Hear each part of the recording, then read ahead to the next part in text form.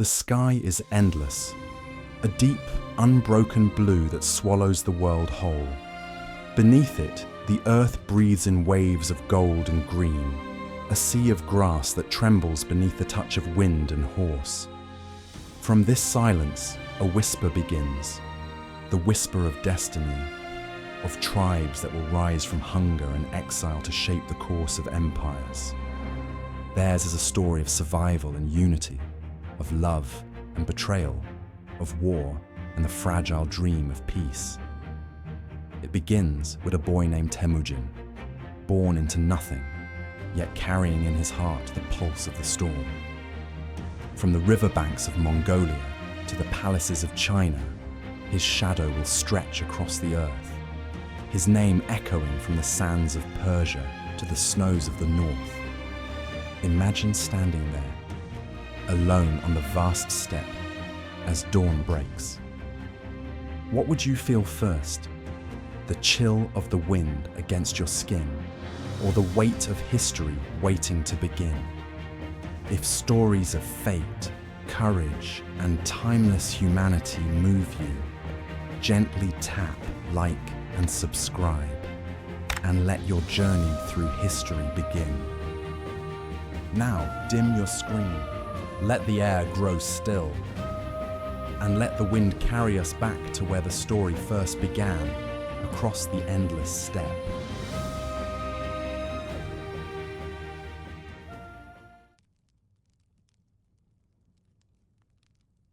The wind over the steppe carried the scent of rain and smoke.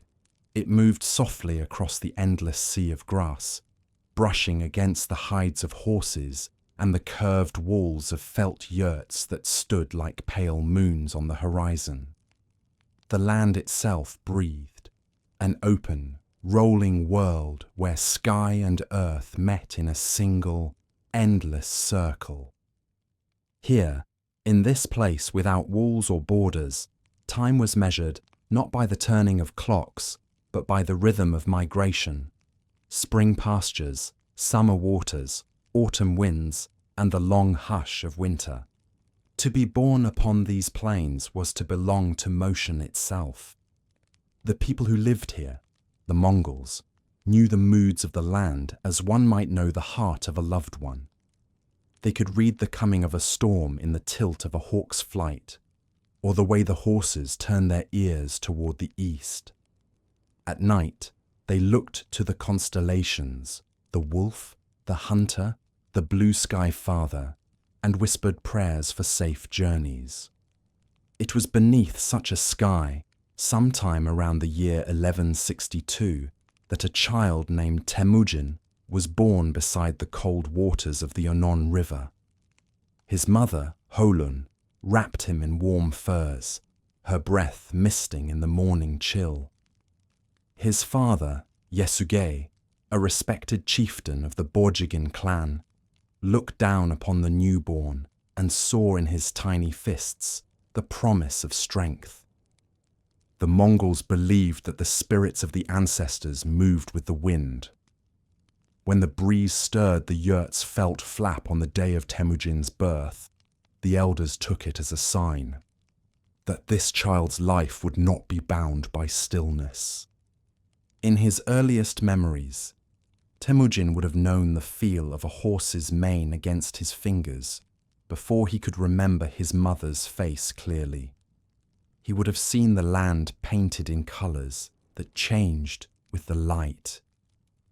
Gold in the morning, silver at dusk, and a deep violet under storm clouds. Life on the steppe was both tender and harsh. The children of the clans learned early to ride, to hunt, to mend, and to share what little they had. At night, they huddled near the fires, listening to elders tell stories of wolves that guarded the spirits of warriors, and of the eternal blue sky, the great protector that watched over all living things. Sometimes, the wind carried distant sounds, the neighing of horses from rival camps, or the mournful echo of a flute made from a reed. To a boy like Temüjin, these sounds must have seemed like messages from another world. promises of lands beyond the horizon. The Mongol clans of that time were many, scattered, and often at odds. Each tribe guarded its grazing lands, and alliances were as fragile as the frost that melted with dawn. Yet in moments of need, they came together at great gatherings called Kurultai, where fires burned through the night and the people shared fermented mare's milk, songs, and stories of ancestors long gone. Temüjin's father, Yesugei, had once ridden in such gatherings, his name respected among the tribes. But power on the steppe was a shifting wind. When Temüjin was still a child, Yesugei was poisoned by a rival clan. Overnight, the family's fortunes vanished like morning mist. Hoelun and her children were abandoned, left alone on the open plain. Food was scarce. The once loyal followers drifted away, leaving behind only silence and the sound of the river. In the years that followed, Temujin's childhood became one of endurance. He trapped fish along the river banks, gathered roots, and hunted small animals with his brothers. Hunger was a constant teacher, shaping him with patience and quiet fury. His mother, though weary, taught her children to hold their heads high, to remember that the wind could change, and with it, fate itself. At night, the stars above seemed impossibly close. Lying on the ground, Temüjin would trace them with his gaze, naming each one softly. He did not yet know that one day his own name would stretch across those same skies, that he would command men from 100 nations and see cities rise and fall. But perhaps, even then, he sensed the vastness of what was possible. When he grew older, he began to ride farther from camp, guiding his horse across the rippling hills. He listened to the sounds the land made, the call of cranes, the whisper of grass, the crackle of thunder before a storm. The steppe was both home and teacher, offering lessons in silence. He also learned of loyalty and of betrayal. Among the neighboring tribes lived a boy named Jamuka, a year or two older than Temüjin. The two became close friends, their bond sealed in the ancient ritual of Anda, sworn brotherhood. Together, they dreamed of unity, of gathering the scattered tribes under one banner. They spoke of peace between clans, of ending the endless feuds that bled the steppe dry. But destiny is rarely gentle. The winds that carried friendship can turn cold without warning. For now, though, they were boys, two figures on horseback beneath the same endless sky, laughing as they raced across the plains, the hooves of their horses drumming like heartbeat against the earth. In the distance, smoke curled from campfires. The smell of roasting meat mingled with the scent of grass. The elders' voices carried faintly, speaking of omens, of restless spirits, of times to come. And somewhere in the heart of that vast wilderness, a mother whispered a prayer for her sons, that they might survive the winter, that the wind might favor their path. Temüjin grew taller, his eyes keen and alert. There was something quiet about him, something watchful. He listened more than he spoke. Those who met him said his gaze held both calm and fire, like a storm waiting far beyond the horizon. He was not yet a warrior, not yet a leader, but the land was shaping him as it shaped all who lived upon it, through cold nights and endless sky, through hunger and hope. When the snow came, thick and heavy, the world turned white and still. The horses huddled close for warmth, and smoke from the yurts rose straight into the pale air. Inside, by the glow of a small fire, Temüjin would sit with his family, listening to his mother's stories. Tales of ancestors who had once ruled the steppe, who had risen from nothing and carved their names into the wind. Perhaps, in those quiet hours, he began to believe that he too might one day restore what was lost. The wind outside moaned softly through the grass, carrying with it the promise of spring. Beyond the river, the hills shimmered faintly in the moonlight. Life, as always, would continue, moving, changing, surviving. And somewhere in that vast expanse, the first faint stirrings of destiny began to take shape, not in the clash of swords or the roar of battle, but in the steady heartbeat of a child listening to the wind. For the steppe was never silent. It whispered, of names not yet known, of journeys not yet begun, of empires waiting to be born. The steppe slept beneath a silver moon. Frost glittered on the grass, and the slow breath of horses rose like mist in the starlight. In the hush before dawn, a boy stood at the edge of the river, his reflection rippling faintly in the dark water. Temüjin's hands were numb with cold, yet his gaze was steady. He had learned that on the steppe, survival belonged not to the strongest, but to those who refused to give up. The years after his father's death had carved a quiet hardness into him. He was still young, perhaps 9 or 10, but the softness of childhood had vanished. The Borjigin clan that once followed Yesugei had turned their backs on Holen and her children. Without their protection, the small family wandered the open plains, surviving on what they could gather. There were days when hunger gnawed like a living thing, when the fish traps came up empty and the roots were frozen beneath the ground. Temüjin and his brothers went searching for bird eggs or small animals, their breath white in the wind. Their mother rationed what little they had, always giving the last portion to her children. But even in hardship, Hoelen carried herself with quiet strength. Her voice was soft but unyielding, her words steeped in the belief that the spirits of the ancestors watched over them. "The blue sky sees all," she told them. "Even when we are forgotten by men, we are never forgotten by the wind." Temüjin believed her.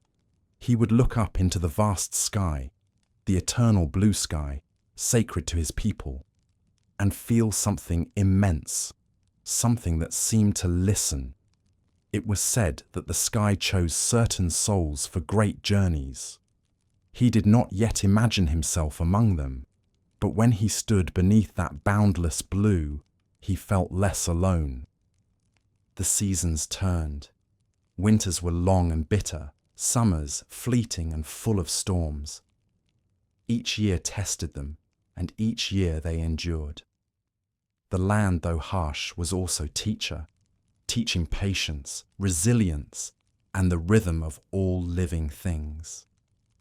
Temüjin learned to ride with a hunter's silence, to feel the balance of the horse through his knees rather than the reins. He learned to set snares, to repair a bowstring, to read the shifting winds that foretold a change in weather. He grew thin, quick, and strong. In the reflection of his mother's eyes, he saw the echo of his father's courage, but not all lessons were gentle. Among his brothers, tempers flared easily. The hunger and cold tested them, and resentment began to grow. Bekta, the eldest, sometimes took more than his share of food, arguing that leadership belonged to him. One evening, when the sun was low and the shadows stretched long, the quarrel turned violent. Words became blows, and in a moment that would haunt Temüjin for years, he struck Bekta down. The steppe was silent afterward. Even the wind seemed to pause. Holen's grief was wordless, deep as the sky itself, but she did not cast him out. She told him that the burden of leadership was heavy, and those who carried it must learn compassion through sorrow. That night, Temüjin sat outside alone, the stars cold above him, the weight of what he had done pressing into his heart. He understood then that power and loss would always walk together. Days passed into months, months into years. The children grew. The small family built and rebuilt their shelters as they moved through the seasons, following the rivers and grass. When other clans appeared on the horizon, Holun kept her distance. Trust was a rare and precious thing. Yet fate has its own currents. One afternoon, while searching for a stray horse, Temüjin encountered a group of riders. Their banners were unfamiliar, but their speech was not. They were from the Merkit tribe, a name his mother feared. Long ago, before Temüjin was born, Holun had been taken by the Merkits against her will, only to be later rescued by Yesugei. Now, seeing their horsemen again in the distance, her face went pale. The encounter would bring old feuds back to life. The Merkits remembered Holun's escape as an insult, and soon their revenge came swift and merciless. They raided the family's camp, tearing through the yurts, scattering what little they had. Temüjin's young wife, Berta, whom he had recently taken from the Ongirat tribe, as his father once arranged, was captured and taken away. For the first time, Temüjin's grief turned to fury. The loss of his wife cut deeper than any hunger or cold he had ever known. Berta was more than a companion. She was the thread that tied him to hope, to the idea of a future beyond mere survival. He turned to the only person who might help him, his Anda, his blood brother Jamuka. The two had been apart for some time, each growing into his own responsibilities, yet the bond of their oath still held. When Temüjin found him, Jamuka listened to his story and agreed to help. Together, they rallied riders from friendly tribes, men who still respected the memory of Yesugei and admired Temüjin's quiet determination. Under the cold moonlight, they rode out across the plains, a small band of horsemen moving like shadows, guided by vengeance and the memory of loyalty. The raid on the Merkits was swift and brutal, yet in the telling of it, the edges soften, the blood fades to mist. What remains is the image of a young man riding through dawn, the sky pale gold above him, his wife freed and weeping in his arms. That moment, that union of love, loss and triumph, marked the true beginning of Temüjin's destiny. Afterward, he began to gather others to his cause. At first, it was only a handful of families, those who had no home, no protection, or who sought fairness among the shifting loyalties of the tribes. Temüjin offered them order where there had been chaos, discipline where there had been fear. He shared what he had, punished theft, rewarded loyalty. Slowly, the idea of unity began to take shape, not through birthright, but through trust. Jamuka, his sworn brother, admired his growing following, but also felt unease. Where Temüjin sought harmony and structure, Jamuka clung to the old ways, the freedom of the steppes, the rule of kinship and custom. The friendship between them began to strain, like rope fraying in the wind. Still, for a time, peace held. The two men camped together, their tents rising side by side beneath the same wide sky. They spoke of dreams, of a land united, of tribes no longer bound by constant feud. Yet somewhere in their laughter, a shadow lingered. Perhaps they both knew that the steppe had never allowed two suns to rise together. Temüjin would remember those days as fleeting. A quiet before the great storm. Now, when he looked upon the horizon, he no longer saw the endless emptiness of his childhood. He saw possibility. a vision of something greater than any single tribe or leader, a world where the clans might stand as one beneath the eternal blue sky. At night, he sat outside his tent, the wind tugging gently at his cloak. The stars wheeled above in their slow, eternal dance. Somewhere, a horse snorted softly, the sound blending with the sigh of grass. Berta slept nearby, and the firelight painted her face in warm gold. Temüjin closed his eyes and whispered a prayer, not for wealth nor vengeance, but for purpose. The blue sky listened, and in its vast silence, the first faint echo of a name began to stir, not yet spoken, not yet feared, but waiting. Temüjin, child of the eternal blue sky, the one who would bind the wind. The wind of the steppe was restless that spring. It swept through the camps and bent the tall grass, carrying the scent of melting snow and horse sweat. Beneath the shifting sky, two men rode side by side, Temüjin and Jamuka, their silhouettes framed against the gold and silver light of dawn. They had once been boys together, chasing the same dreams beneath the same stars. Now they were men, each followed by riders who looked to them for guidance, for strength, for the shape of the world to come.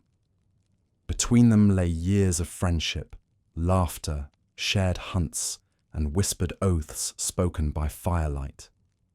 But something unspoken had begun to grow, a difference in vision, as deep as the rivers that cut across the plains. For Temüjin, unity was a matter of survival. The tribes of the steppe had wandered in circles of blood for generations, feuding, raiding, and splintering. He dreamed of an end to that cycle, of order born from the wildness, of justice that did not depend on lineage or favour. Jamuka, in contrast, loved the old freedom, the ancient hierarchy where birth and name decided worth. To him, Temüjin's new rules seemed cold, unnatural, a breaking of tradition's sacred bond. Still, for a time, they rode together in peace. Their camps stretched across the river valleys, horses grazing in wide arcs while the smell of roasted meat drifted through the air. Children played by the water, and songs rose softly in the evenings. The old songs of warriors and wolves, sung in voices that trembled like the wind. When Temüjin walked among his people, they greeted him not with bows, but with quiet trust. He listened to their concerns, judged disputes fairly, and made certain that even the lowest herder was heard. Men from many clans began to join him, the Taechi Ud, the Jerkin, the Katagin, drawn by his sense of order, his calm resolve. He accepted them not as vassals, but as brothers beneath one law. Jamuka noticed this. One evening, as the fire crackled between them, he turned to Temüjin and said, "You are gathering the world like a hunter gathers his traps. Tell me, brother, do you wish to lead men or to own them?" Temüjin smiled faintly. "Neither," he said. "I wish to give them something that cannot be taken away. Peace." Jamuka's laughter was soft, but there was no warmth in it. Peace? The steppe is not made for peace. It moves only when pushed by struggle. Without the clash of will, there is no strength. The silence that followed stretched long into the night. Above them, the stars burned cold and indifferent. In the months that followed, small cracks began to show. The men of Jamuka's camp spoke proudly of lineage, of noble bloodlines that should not be diluted by lesser tribes. Temüjin's followers, many of humbler birth, found the words bitter. Whispers passed between camps, quiet arguments that soon grew sharper. And then, as easily as a gust of wind changes direction, friendship gave way to rivalry. The day the camps divided was clear and bright. Temüjin's people loaded their carts in silence, rolling up the felt walls of their yurts and tying bundles with thick rope. Horses stamped in the grass, sensing the tension. Berta stood beside her husband, watching as the last of their things were packed. Jamuka approached on horseback, his expression unreadable. "So, it ends like this," he said. "It does not have to end," Temüjin replied quietly. "But the road we walk is not the same. You would bind men to the past. I would bind them to each other." Jamuka's eyes narrowed. "Then let the blue sky judge between us." With that, the two brothers parted, one riding east toward the rivers, the other west toward the mountains. The grass swayed in their wake, as if the land itself mourned the breaking of their bond. For a time, peace endured. Temüjin built his camp near the Onon River, where the water ran clear and cold. There, he gathered his followers and began to shape his vision into law. He organized the tribes into groups called Arban, tens, hundreds, thousands, so that loyalty belonged to the whole, not to family alone. He forbade theft, demanded fairness, and rewarded merit above birth. To some this was radical. To others it was salvation. The Mongol steppe, long divided by blood feuds, began to stir with something new, purpose. But Jamuka, now gathering power of his own, saw it differently. To him, Temüjin's reforms were rebellion, an insult to the old ways, an affront to the noble clans who had ruled for generations. In his camp, he proclaimed himself Gur Khan, universal ruler of the steppe, and summoned his allies to arms. The storm that followed was inevitable. The two great hosts met upon the plains near the Onon, beneath a sky heavy with thunderclouds. The wind bent the grass, whispering like an old spirit that had seen such battles before. Each man knew that this was not merely a struggle for leadership.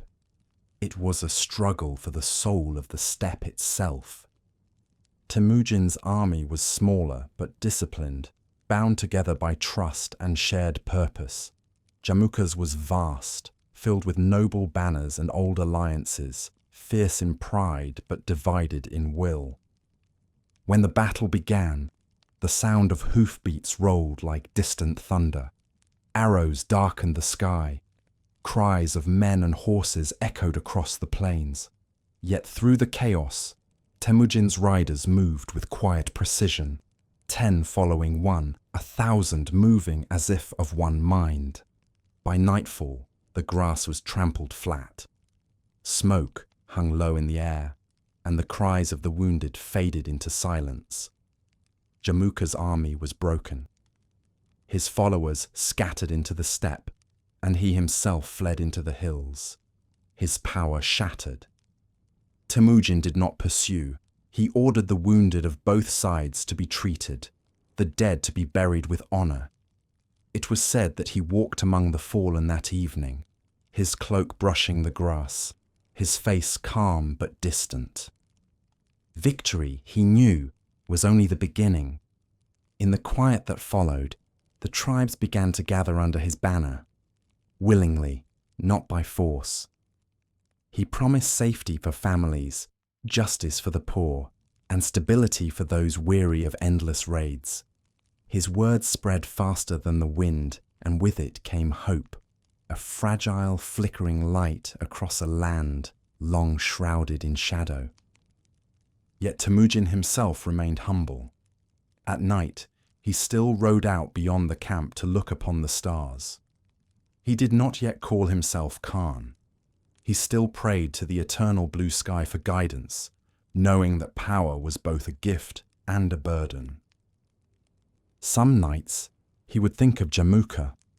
of laughter shared beside a fire long ago, of the taste of fermented milk, of boyhood promises whispered into the wind. He wondered if his old friend still gazed upon the same stars, and whether he too remembered. For though blood and salt had once bound them, the tides of destiny had carried them apart. The steppe was changing, the clans were gathering, and somewhere beyond the far hills, the winds of fate began to turn toward a single name, a name that would soon echo across continents. But for now, the land was quiet again. Horses grazed under the moonlight, and the grass swayed like a dark ocean. The fires of the camp flickered softly, their smoke rising straight into the sky. The blue sky, eternal and watching, seemed to hold its breath. Somewhere, deep in that stillness, a whisper passed across the plains. A whisper that carried the weight of a promise and the shadow of an empire yet unborn. The dawn that rose over the steppe was pale and cold, a soft gold spilling across the endless horizon. Frost still clung to the grass, and the hooves of the horses made no sound as they moved through the mist.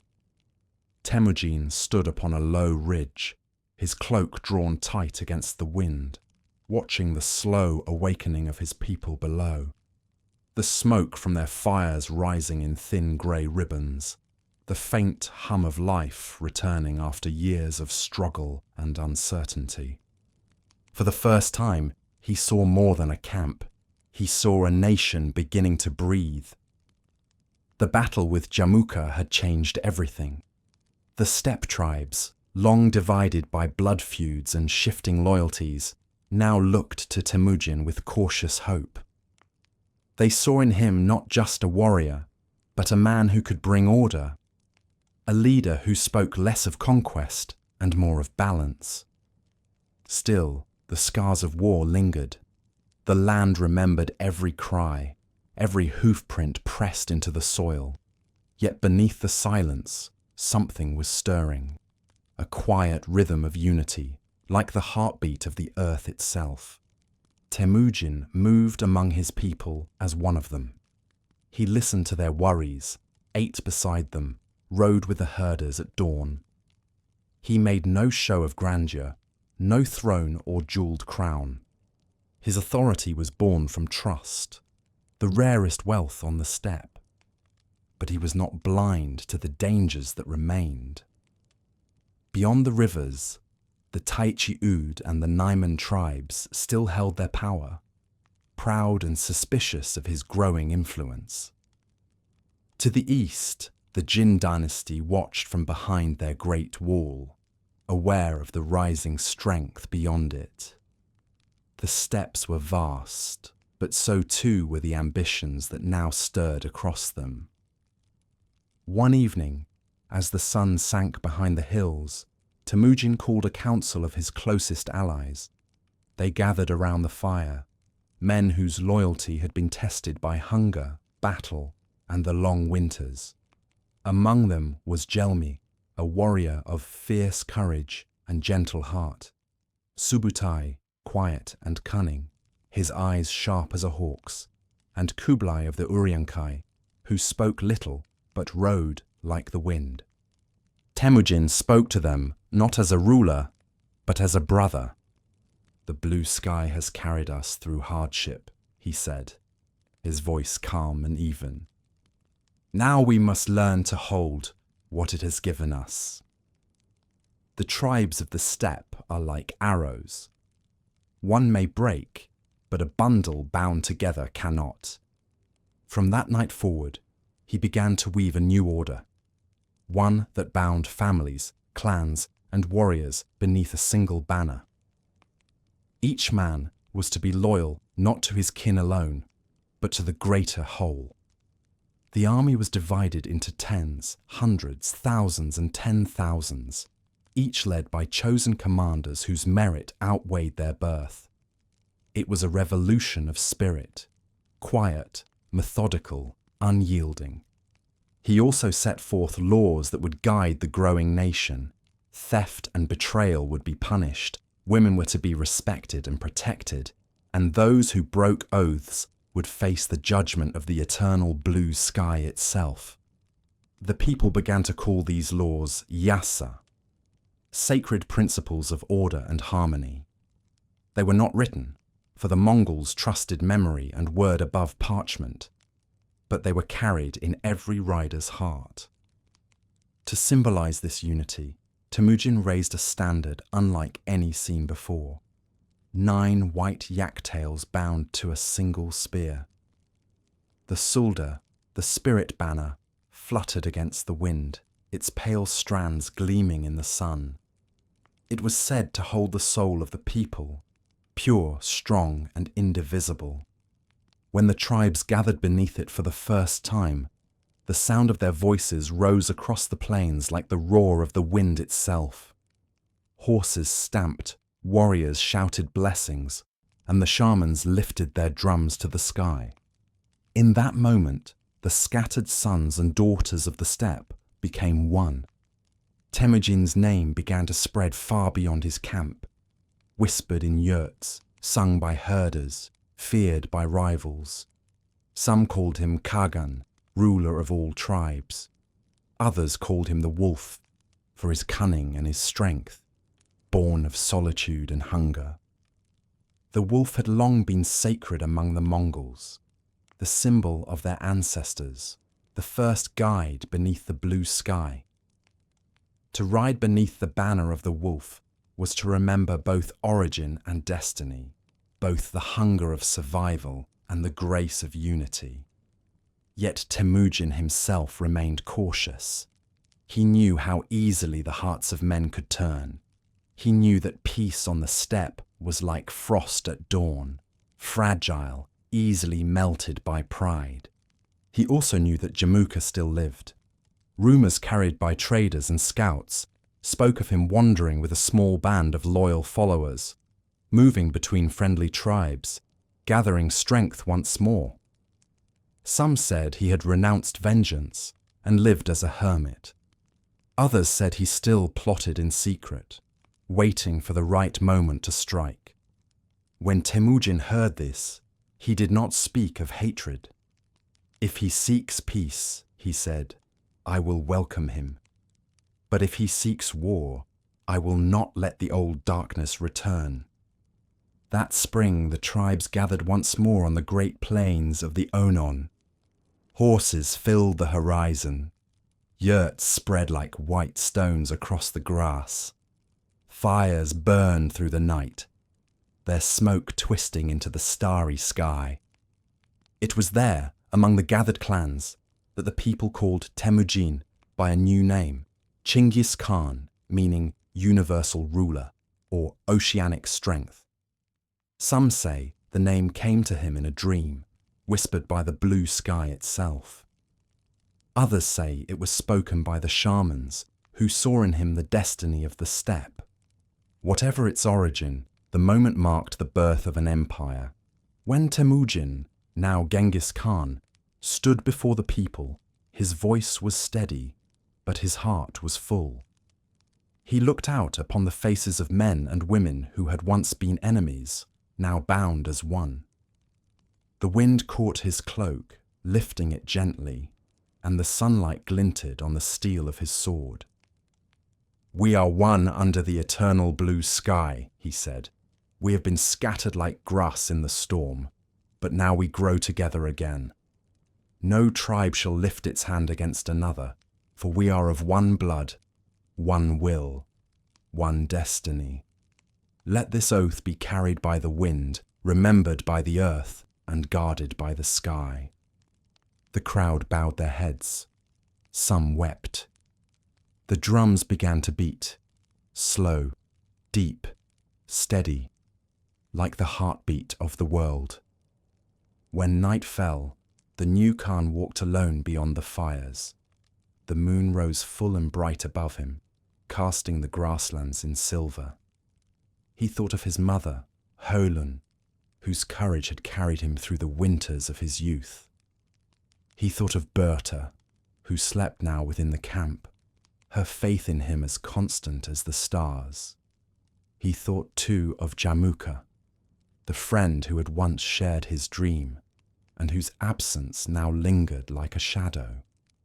He knelt, pressing his hand into the earth. The soil was cool, the grass soft. "Eternal blue sky," he whispered. "Let my people endure.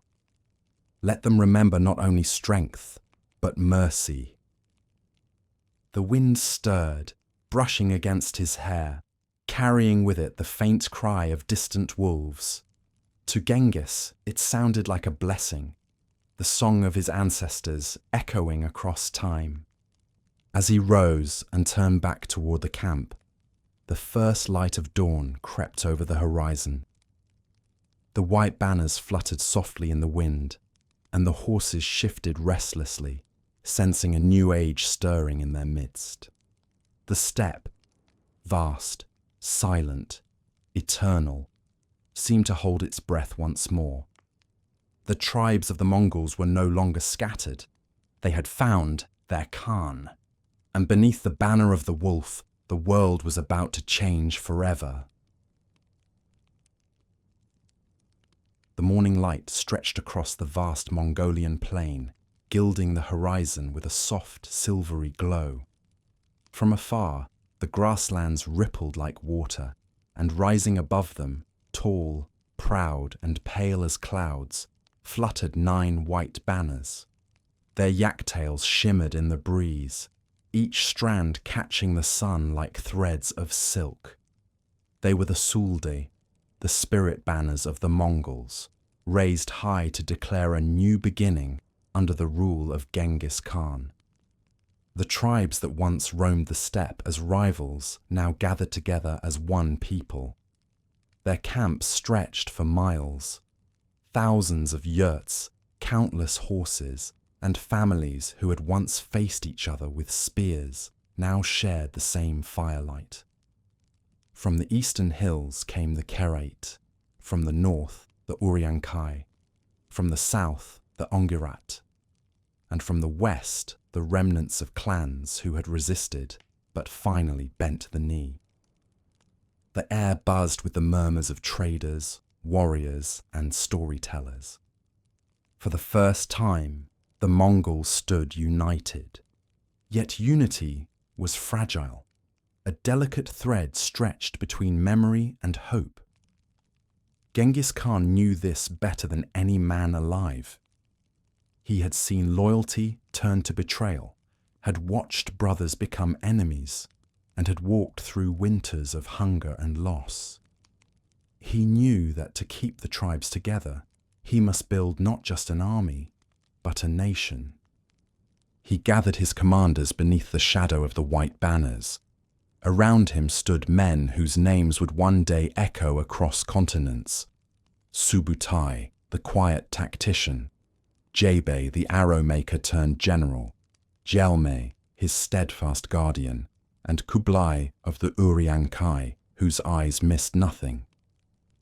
Each one had risen through merit, not birth, and their loyalty was to Genghis himself, not to clan or lineage.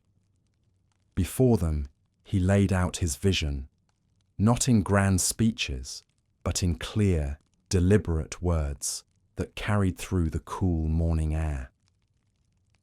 "The tribes of the steppe are one body," he said.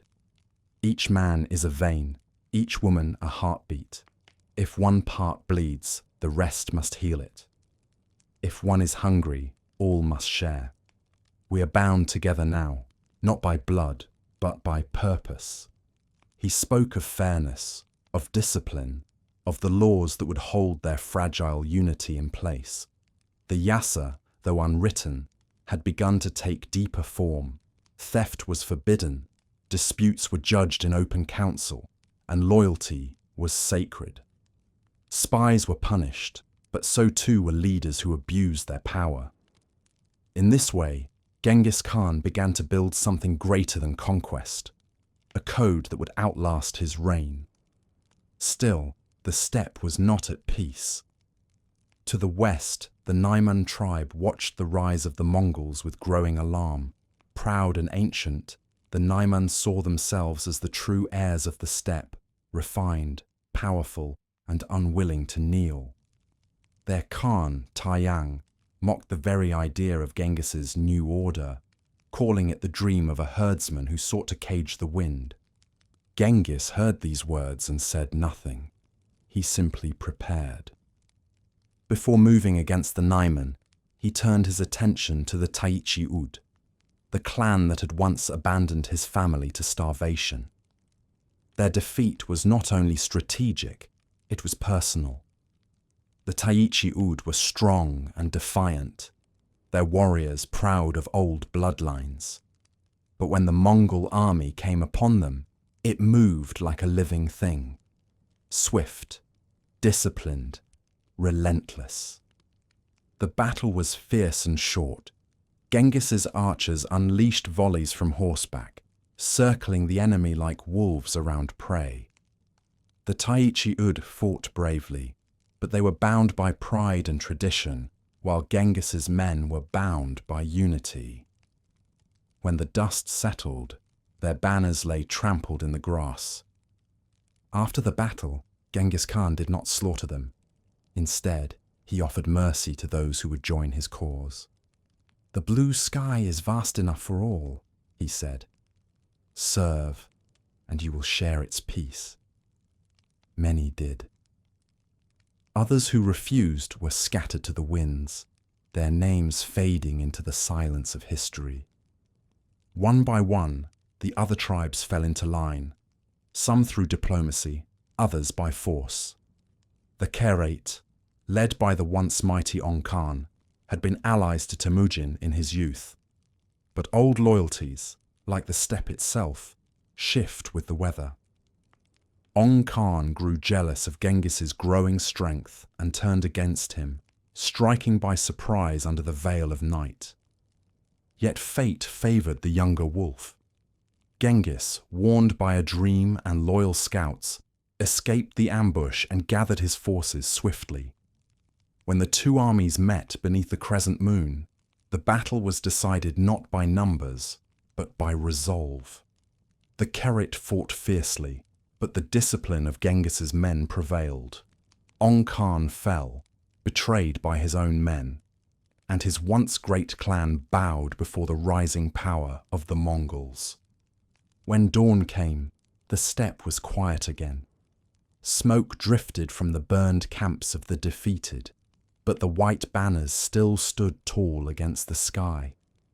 Genghis rode among his people, his face unreadable, his heart heavy with the cost of victory. He had not sought bloodshed for its own sake. He had sought unity, and unity demanded sacrifice. That night, as the fires burned low, the shamans gathered around him. The air was thick with incense, the sound of their drums deep and rhythmic. They spoke of omens, of a destiny that stretched far beyond the horizon, of rivers and mountains that would one day bow before the sons of the steppe. One of them, an old seer whose eyes were milky with age, said softly, "The blue sky has chosen you, Genghis. You are its shadow upon the earth." He listened, silent, his thoughts far away. He did not see himself as divine, nor as a tyrant. He was a man forged by hunger, by loss, by the endless wind. His purpose was not to conquer for glory, but to give his people something they had never known: stability. In the following seasons, the Mongol nation grew stronger. Herds multiplied, trade routes reopened, and caravans began to cross the steppe once more, carrying silk, salt, and stories. Word of Genghis Khan's justice spread quickly. Thieves feared his laws, while farmers and craftsmen found protection beneath his rule. Travelers could cross hundreds of miles without harm, a miracle in a land once ruled by chaos. Still, there were moments when Genghis stood alone at night, staring into the distance where the grass met the stars. Berta would sometimes find him there, her presence quiet and grounding. "You look beyond the horizon," she would say. "There is always another horizon," he replied. He knew the peace he had built was only the beginning. Beyond the mountains lay empires of stone, the Jin in the east, the Tangut in the west, rich, powerful, and unaware of the storm that was gathering. The steppe had found its unity. Now its gaze would turn outward. But for this night, the wind was calm. The horses grazed in silence, and the white banners glowed faintly in the moonlight, like ghosts watching over the newborn nation. Genghis Khan lifted his face to the sky. The stars burned steady and bright, cold witnesses to the oath he carried in his heart. "We are the children of the blue sky," he whispered. "As long as the wind moves and the grass grows, so shall our name endure." The words drifted upward, vanishing into the night. Beneath the 9 white banners, the Mongol nation slept, strong, united, and unaware that its story was only beginning. The air was thin and cold on the high ridges east of the Orkhon River. In the early light, the world seemed carved from silver, frost clinging to every blade of grass, mist rising in soft veils from the valleys below. Genghis Khan stood at the edge of the plateau, his horse's breath steaming in the chill. Before him stretched a land no longer divided by clan or feud, but united under one name, one law, one vision. Behind him, the camp was waking, the low murmur of voices, the creak of leather, the gentle clatter of metal as warriors prepared for the day. Smoke rose from cooking fires, twisting lazily into the pale sky. Somewhere, a flute played a slow, haunting tune, a song of farewell and beginning. The unification of the Mongol tribes was complete. For the first time in memory, the steppe was whole. But peace, though hard won, was never meant to last forever. For men who had lived by the bow and saddle, unity was not an ending. It was a beginning. Genghis had long known that the world beyond the horizon was vast and filled with voices. Merchants who travelled the Silk roads spoke of mighty kingdoms, of walls that touched the clouds, of cities that glowed like fireflies at night.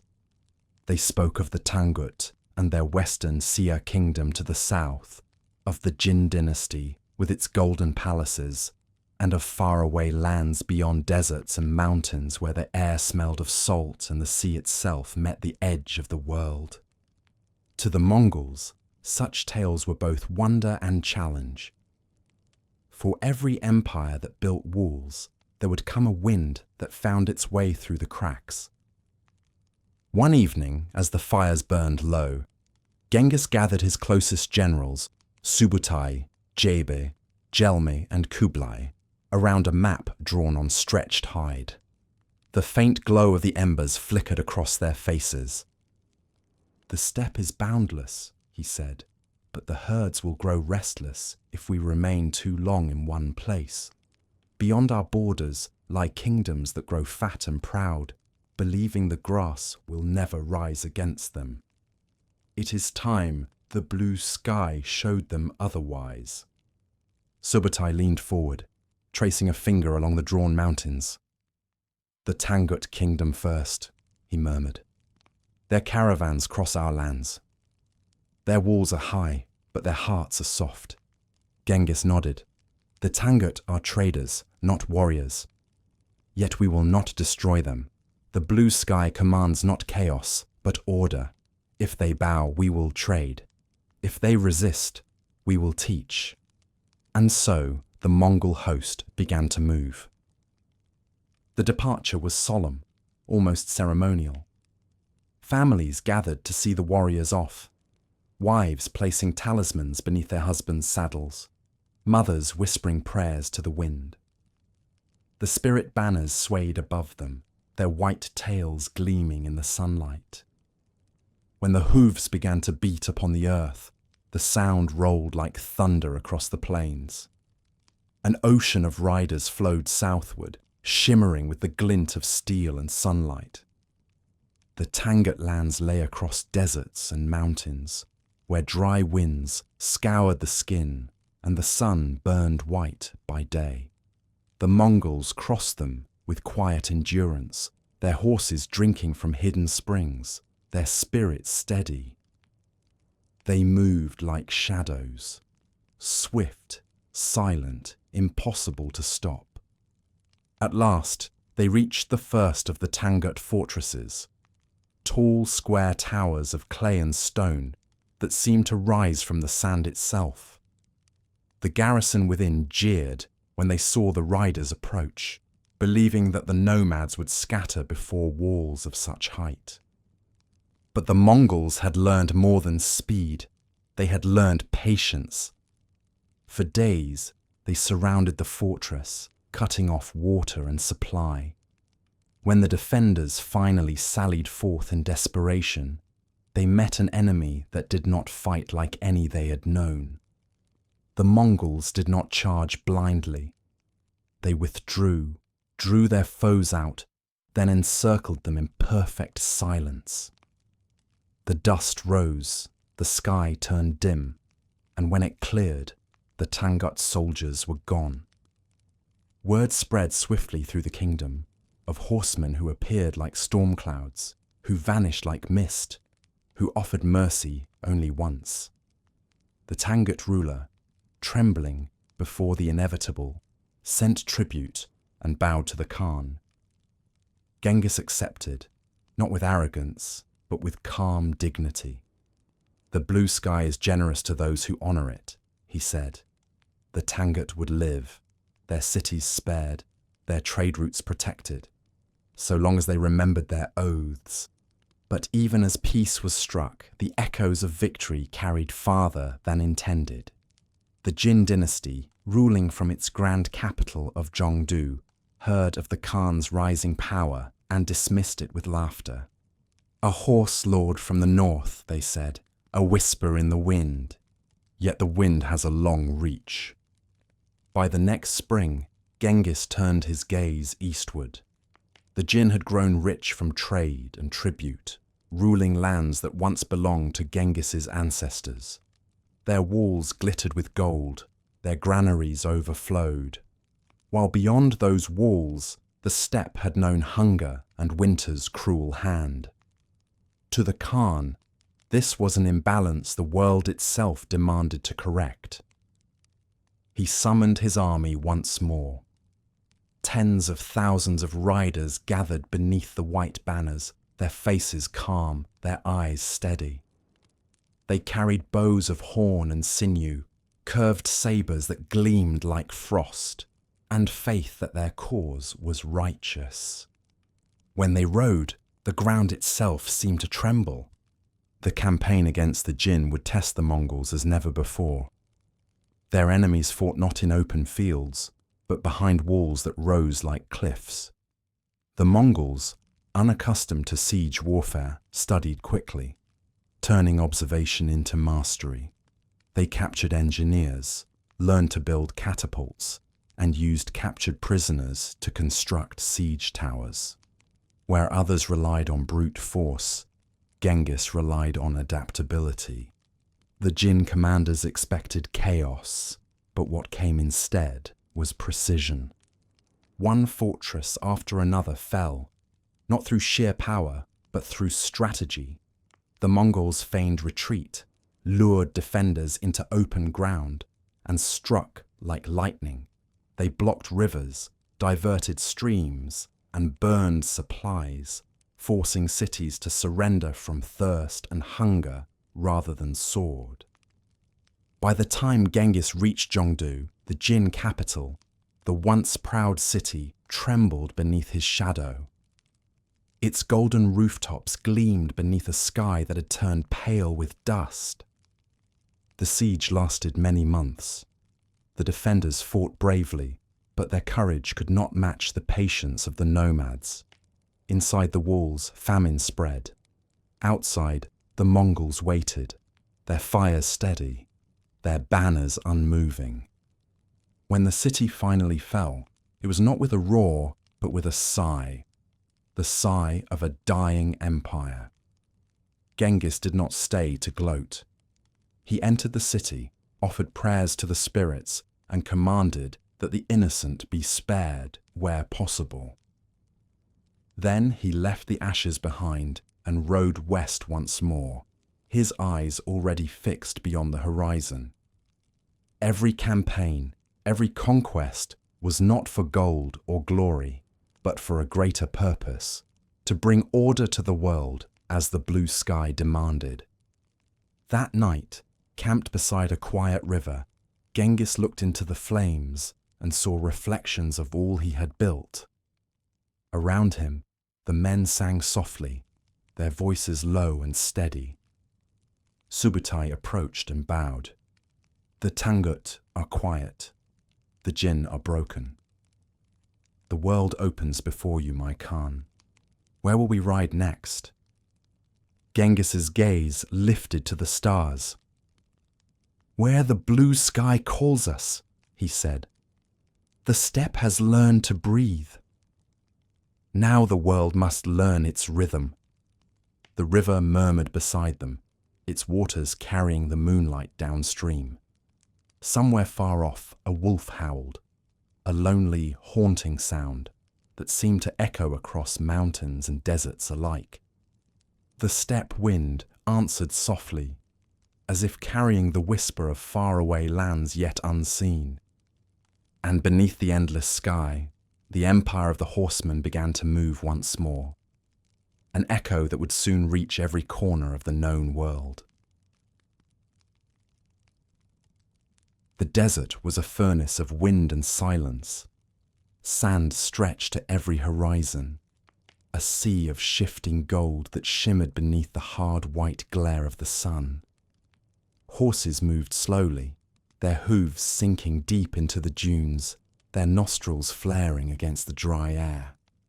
Above them, banners hung limp, their pale tails heavy with dust. The Mongols had crossed the mountains and rivers, had broken the proud cities of the Jinn, and yet the land still called them onward. To the south and west lay the kingdom of the Tangut once more, the realm of Western Sia, defiant even after its surrender. Its walls were said to be strong as mountains, its cities filled with treasures and scholars. But to Genghis Khan, defiance was not a wall. It was an echo, one the wind would soon erase. The campaign began at dawn.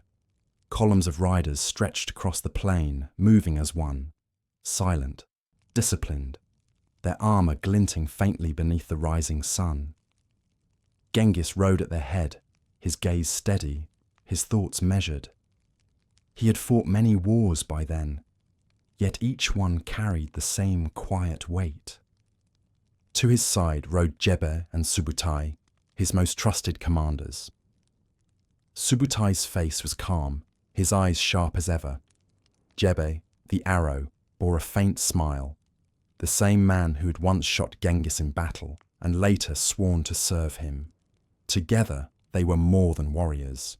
They were the minds of an empire in motion. The Tangut hide behind their walls, Jebe said as they rode.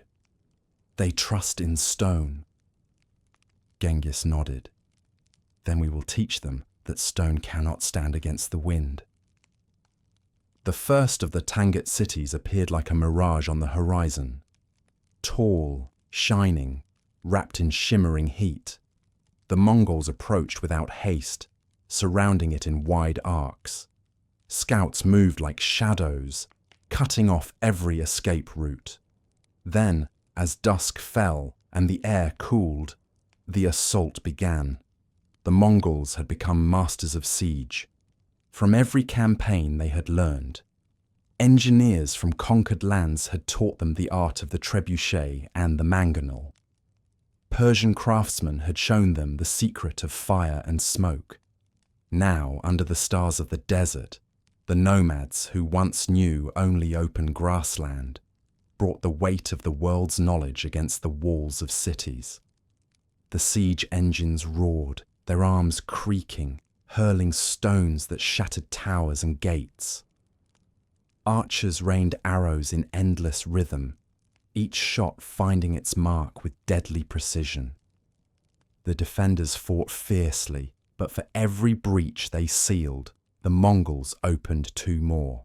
And then came the sand.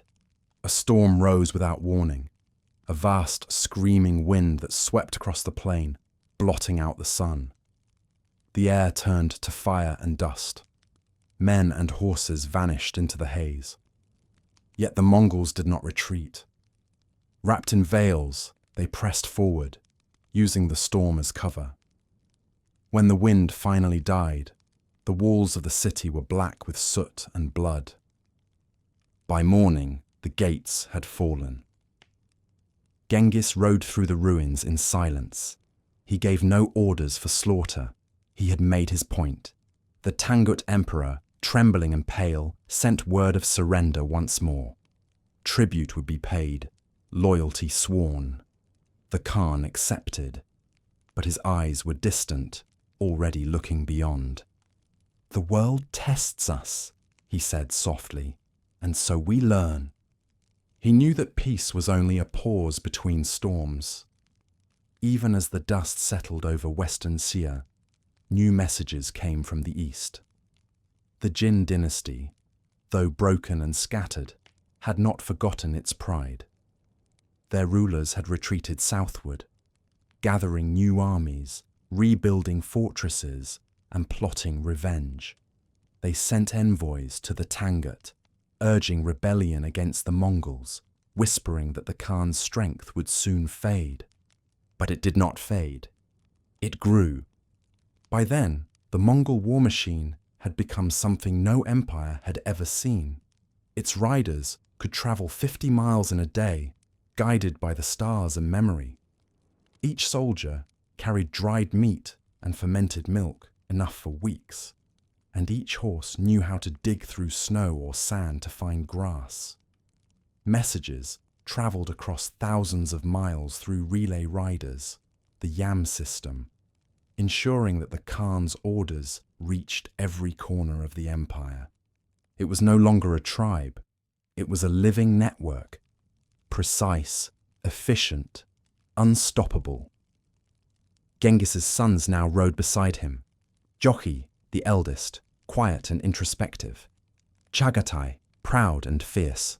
Ogadai, calm and loyal. And Tolui, the youngest, a reflection of his father's quiet strength. They were the future, the bloodline of the steppe, but they were also men, each with their own tempers and rivalries. Genghis watched them with both pride and worry, for he knew that unity could crumble faster than any wall.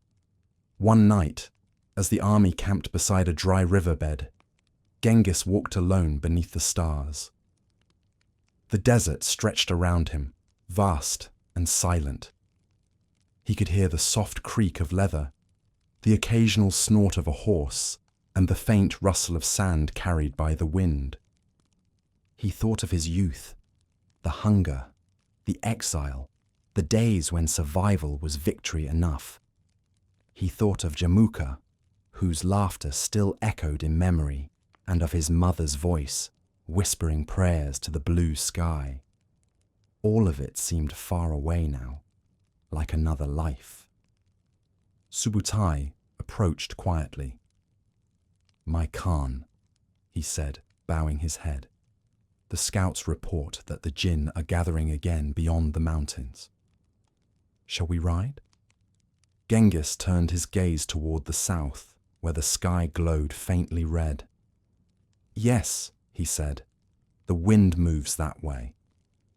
When they crossed into Jin territory once more, the land was green and lush, rivers, forests, farmlands, and cities shining beneath the sun. It was a different world from the steppe, one built upon walls and order. But to the Mongols, walls were only cages, and order was a challenge. The Jin armies came to meet them, tens of thousands of men in armor that gleamed like bronze. They carried banners of crimson silk, their ranks tight, their drums deep and steady. But the Mongols did not fight as other armies fought. They vanished and reappeared like smoke, striking at supply lines, encircling divisions, using feigned retreats to draw enemies into traps. Every battle was a dance, a rhythm of motion and silence, of patience and precision. When victory came, it came not with rage, but with inevitability. City after city fell. The Jin's golden walls were stripped of their pride, their rulers fleeing ever farther south. Genghis himself did not linger in conquered lands. He appointed governors, enforced law, and moved onward, always onward. He said to his generals, "The world is wide, but the blue sky is one. Our duty is not to destroy it, only to make it whole." And so, under that same sky, the Mongol Empire stretched farther with every sunrise. By the time the last Jin stronghold surrendered, the steppe wind had carried its name across deserts and seas. In Persia, traders spoke of a new storm rising from the east. In Europe, monks whispered of horsemen who rode like shadows and left only silence behind. The Khan listened to these stories with quiet humility.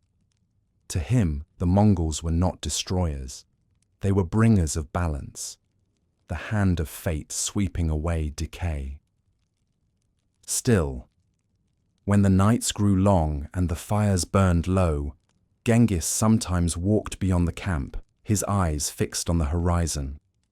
The world he had set in motion was vast now, far greater than the boy who had once hunted along the Onon River could have imagined.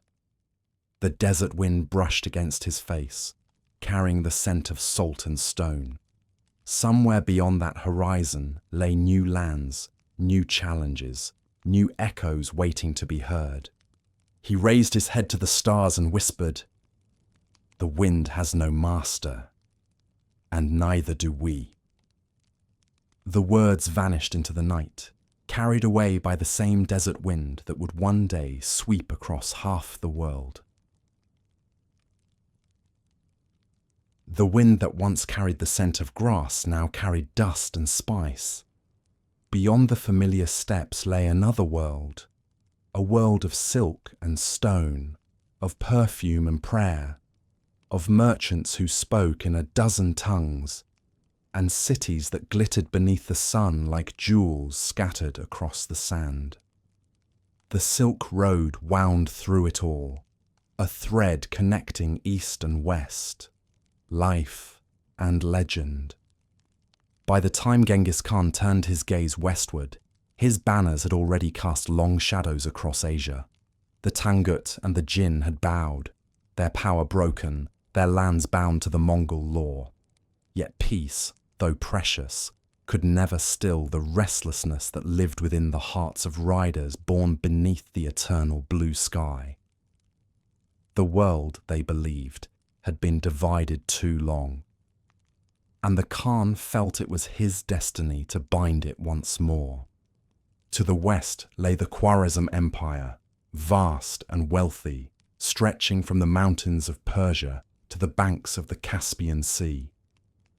Its cities, Samarkand, Bukhara, Urgench, were wonders of their age, filled with scholars, traders, and shimmering domes that reflected the light of dawn.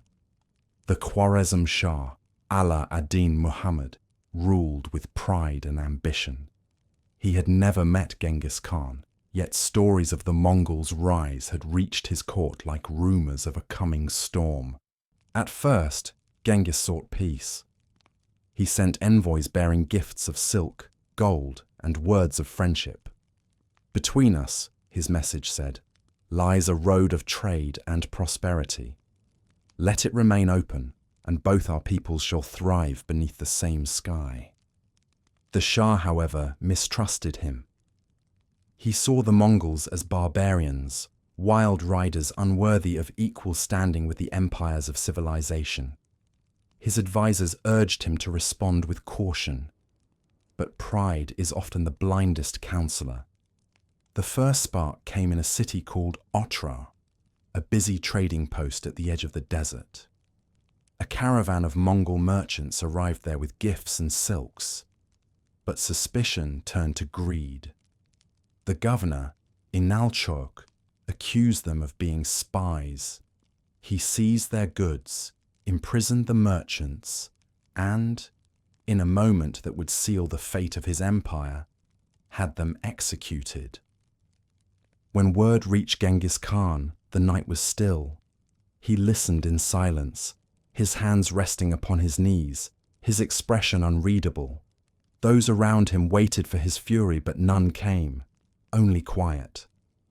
Then he said softly, "A messenger may be killed, but the message always arrives." He sent 3 envoys to the Shah himself, demanding justice, the punishment of the governor and restitution for the lives taken. The Shah, in arrogance or fear, refused. Worse still, one of the envoys was slain. The others were mutilated and sent back to Genghis. The silence that followed was colder than any winter wind. For months, the Mongol camps prepared. Horses were bred and trained, weapons forged. Scouts sent ahead to map every pass, every stream, every fortress. The Khan said little, but his eyes grew distant, not with rage, but with the calm certainty of a storm that knows its path. In the spring of 1219, the Mongol army moved west. It was a tide unlike any the desert had ever seen, a rolling sea of riders stretching from horizon to horizon, their armor dark as storm clouds, their banners pale as ghosts. They carried no drums, no horns, only silence. The wind itself seemed to bow before them. The Khwarezm forces were many, but they were scattered, proud cities, each trusting its own walls, each certain the others would hold. Genghis saw at once the weakness of their pride.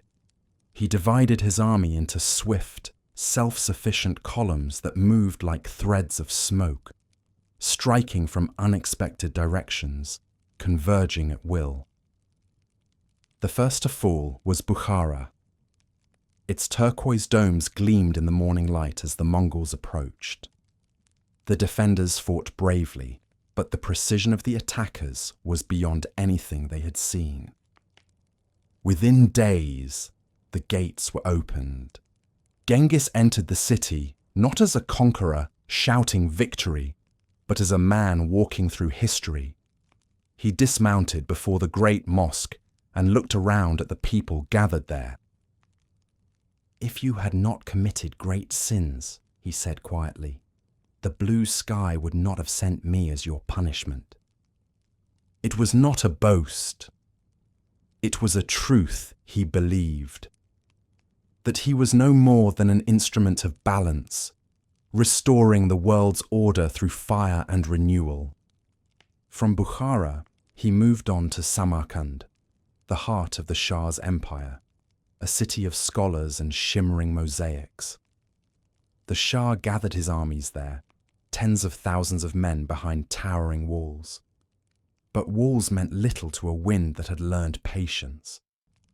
The Mongols encircled the city completely, cutting off all hope of escape. Siege engines roared, arrows fell like rain, and the once bright tiles of Samarkand's mosques were blackened by smoke. When the city fell, it fell utterly, its pride broken, its people scattered. The Shah fled west, his empire crumbling behind him.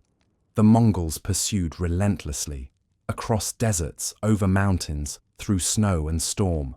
One by one, the cities of Khwarezm fell. Urgench resisted the longest, its defenders fierce and unyielding. But even there, the end came. Genghis's generals urged him to destroy everything, to make an example so terrifying that no kingdom would dare defy him again. But the Khan hesitated. He looked upon the burning city and said, "If the grass is torn too deeply, it will not grow again. The blue sky does not command waste." Still, the devastation was beyond measure. The Khwarezm Empire vanished from the maps of the world. The Shah died in exile, alone and forgotten. Yet from the ashes rose something new. The Mongols now controlled the Silk Road, the great artery of trade between East and West. With it came wealth, knowledge, and connection. Caravans once again crossed the deserts, guarded by Mongol riders who demanded no toll, only peace. Traders from Persia, China, India, and even distant Europe moved freely under the Khan's decree.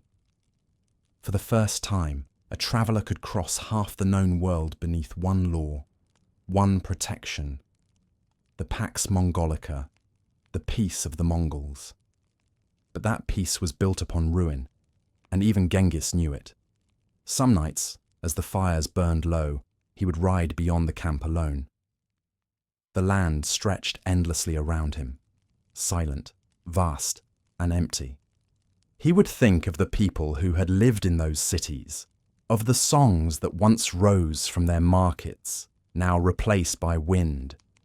He had united the tribes, defeated kings, and bound the Silk Road under his rule. Yet his eyes still searched the horizon. Perhaps he understood, even then, that empire was not a destination.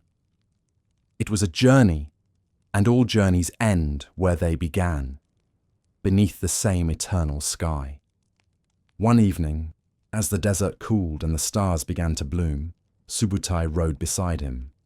"The world lies open, my Khan," he said. "The west, the mountains, the seas. What will you claim next?" Genghis looked toward the darkening horizon. "I do not claim," he said quietly. "I only follow where the wind leads." The two men sat in silence as the night deepened, the sands glimmering faintly under the moon. Somewhere far off, the faint chime of a caravan's bells drifted on the wind, the promise of distant lands yet unseen. The Silk Road lived again, and through its endless winding path, the world would soon learn the name of Genghis Khan, not as a whisper of fear, but as the echo of inevitability. The wind over the steppe had changed. It no longer carried only the cry of hawks and the scent of grass, but the faraway murmur of distant lands: Persia, China, the silk towns of the west. The Mongol banners now fluttered in every direction of the compass, their pale threads glinting in the sun. Beneath the eternal blue sky, Genghis Khan had become what no man before him had dared to imagine: master of the known world's horizon.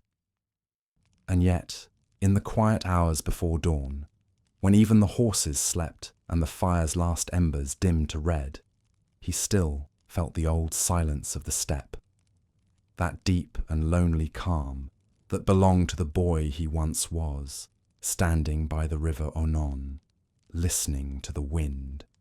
Years of conquest had carved his name into the bones of the earth.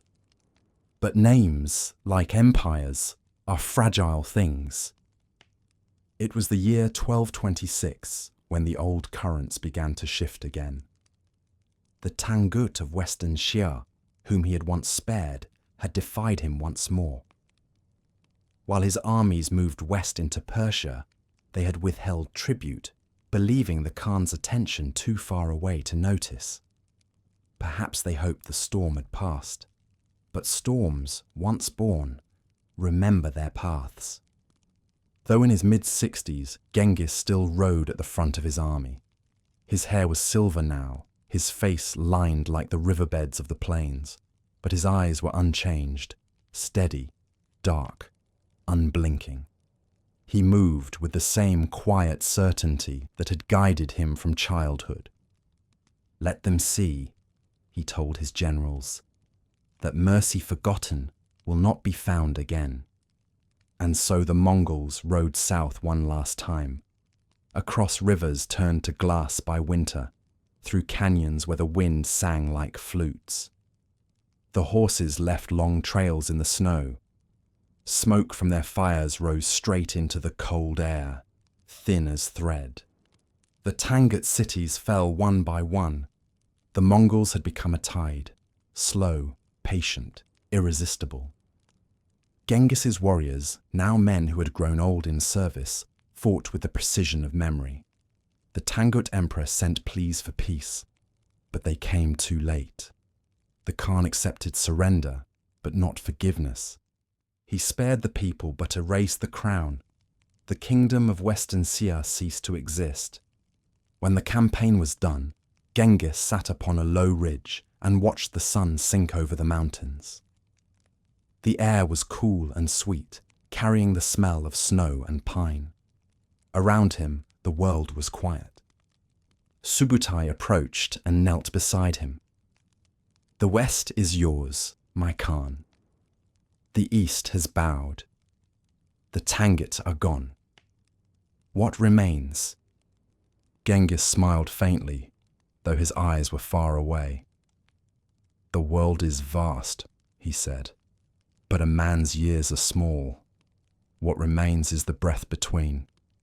Subutai said nothing. He understood that the Khan no longer spoke of conquest. When spring came, the army turned north again, the horses leaving deep tracks in the thawing earth. Genghis rode among his sons, Yochi, Chagatai, Ogadai, and Tolui, each a reflection of his spirit in a different light. Yet even among them, there was tension. The old rivalries simmered like coals beneath ash. Yochi, his eldest, was proud and thoughtful, but many whispered that his blood was not pure, that he had been born too soon after Berta's capture by the Merkits.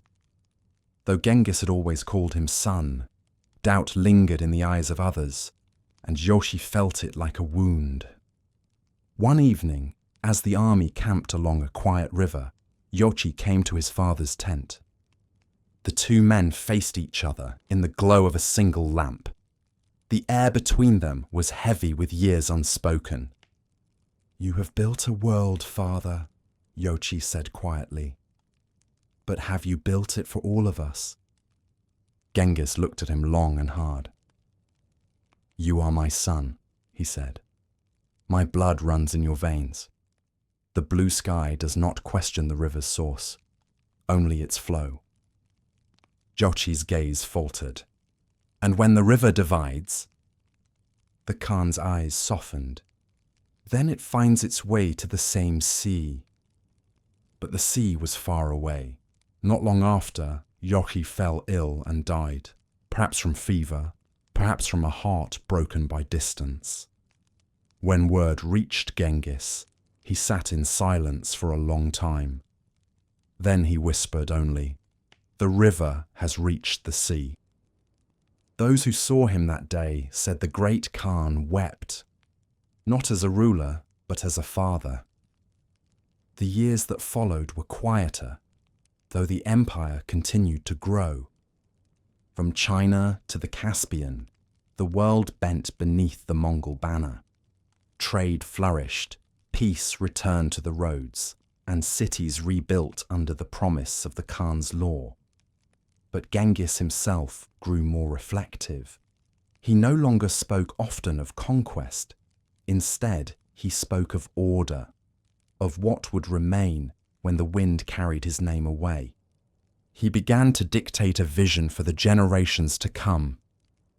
The Yasa, once a handful of spoken decrees, became a living code.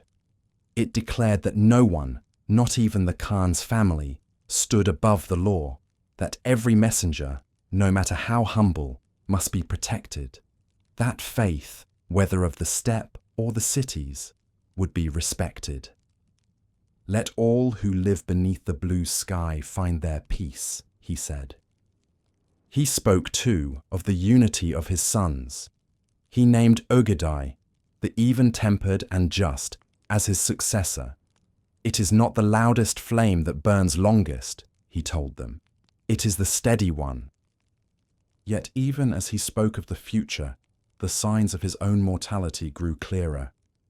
In the summer of 1227, while hunting along the Lupan Mountains, Genghis was thrown from his horse. The injury was grave, though he told no one. He continued to lead his armies, refusing rest, but those close to him noticed the growing pallor of his skin, the way his breath came shorter each day. One night, he summoned Tolui to his side. "My son," he said softly, "the blue sky has given me many years, but it does not lend them forever. When I am gone, do not mourn me. The wind still moves, and as long as it moves, I remain." Tolui bowed his head, his eyes glistening. "Where shall we bury you, father?" Genghis smiled. "Where the grass bends and the air is still. Let no stone mark it. Let the earth hold me as it holds the roots of the steppe." He died soon after, in the shadow of the mountains, as the summer heat began to wane. Those who stood beside him said that he lifted his gaze to the sky one final time and whispered something that none could hear. A prayer, perhaps, or a farewell. When news of his passing spread, the steppe fell silent. The horses stopped mid-gallop. The wind itself seemed to still. His men covered their faces, not from fear, but from reverence. No monument was built, no tomb revealed. His body was carried north under the cover of night, hidden in the folds of the land he had loved. They say that, as the funeral procession moved, every creature in its path, man, horse, and bird alike, bowed its head. When it ended, the trail was erased, and the grass grew back as if it had never been disturbed. But death did not end the Khan's presence. The empire he had forged continued to expand, guided by his laws, his generals, and his bloodline. His sons and grandsons carried his banner to the edges of the earth, to Russia, India, Persia, and the sea. And still, beneath the same eternal sky, the steppe whispered his name, not as a conqueror, not as a destroyer, but as a man who had bound the world together for a moment, however brief, in the harmony of wind and will. Even now, when the grass moves in the wind and the horses run free beneath the moon, the nomads say you can hear him. A voice riding the currents, calm and distant, saying only, "I am the wind that never rests. I am the sky that remembers." The wind that had once carried Genghis Khan's voice now carried silence. It swept over the plains of Mongolia, through the forests and over the rivers, touching every place that had once trembled at his command. But the man himself was gone, returned to the earth he loved, his resting place unknown, hidden somewhere beneath the eternal sky. The world did not yet know it, but an era had ended. The eternal Khan was gone, and his sons now stood where he once had, heirs not only to his empire but to his burden. The news of Genghis Khan's death spread softly, as though carried on the breath of the wind itself. His generals wept in secret. His family, bound by the weight of his command, hid their grief until the empire's succession was secure. For even in death, the Khan's will was law. The unity of the Mongols must not be broken. In the gathering that followed, a great Kurultai, or council of the tribes, the steppe seemed to hold its breath. Thousands of horsemen gathered beneath the white banners that fluttered like ghosts in the summer air. The air was filled with the scent of smoke and the low hum of drums. At the center stood the 4 sons of the Khan, Jochi, Chagatai, Ogedei, and Tolui. But one was already gone, Jochi, the eldest, whose death had reached his father before the end. Of the remaining three, each bore the mark of his father's legacy in his own way. Chagatai, fierce and proud, was a warrior of rigid discipline, loyal but quick to anger. Tolui, the youngest, carried his father's quiet strength, his love of the people, and his sense of duty. And Ugadai, calm, wise, and even-tempered, was the bridge between them. The elders of the tribes looked to him as the one who could hold the empire together. When Ugadai was proclaimed the Great Khan, the ceremony was simple but profound. Under the endless blue sky, the 9 white banners were raised once more.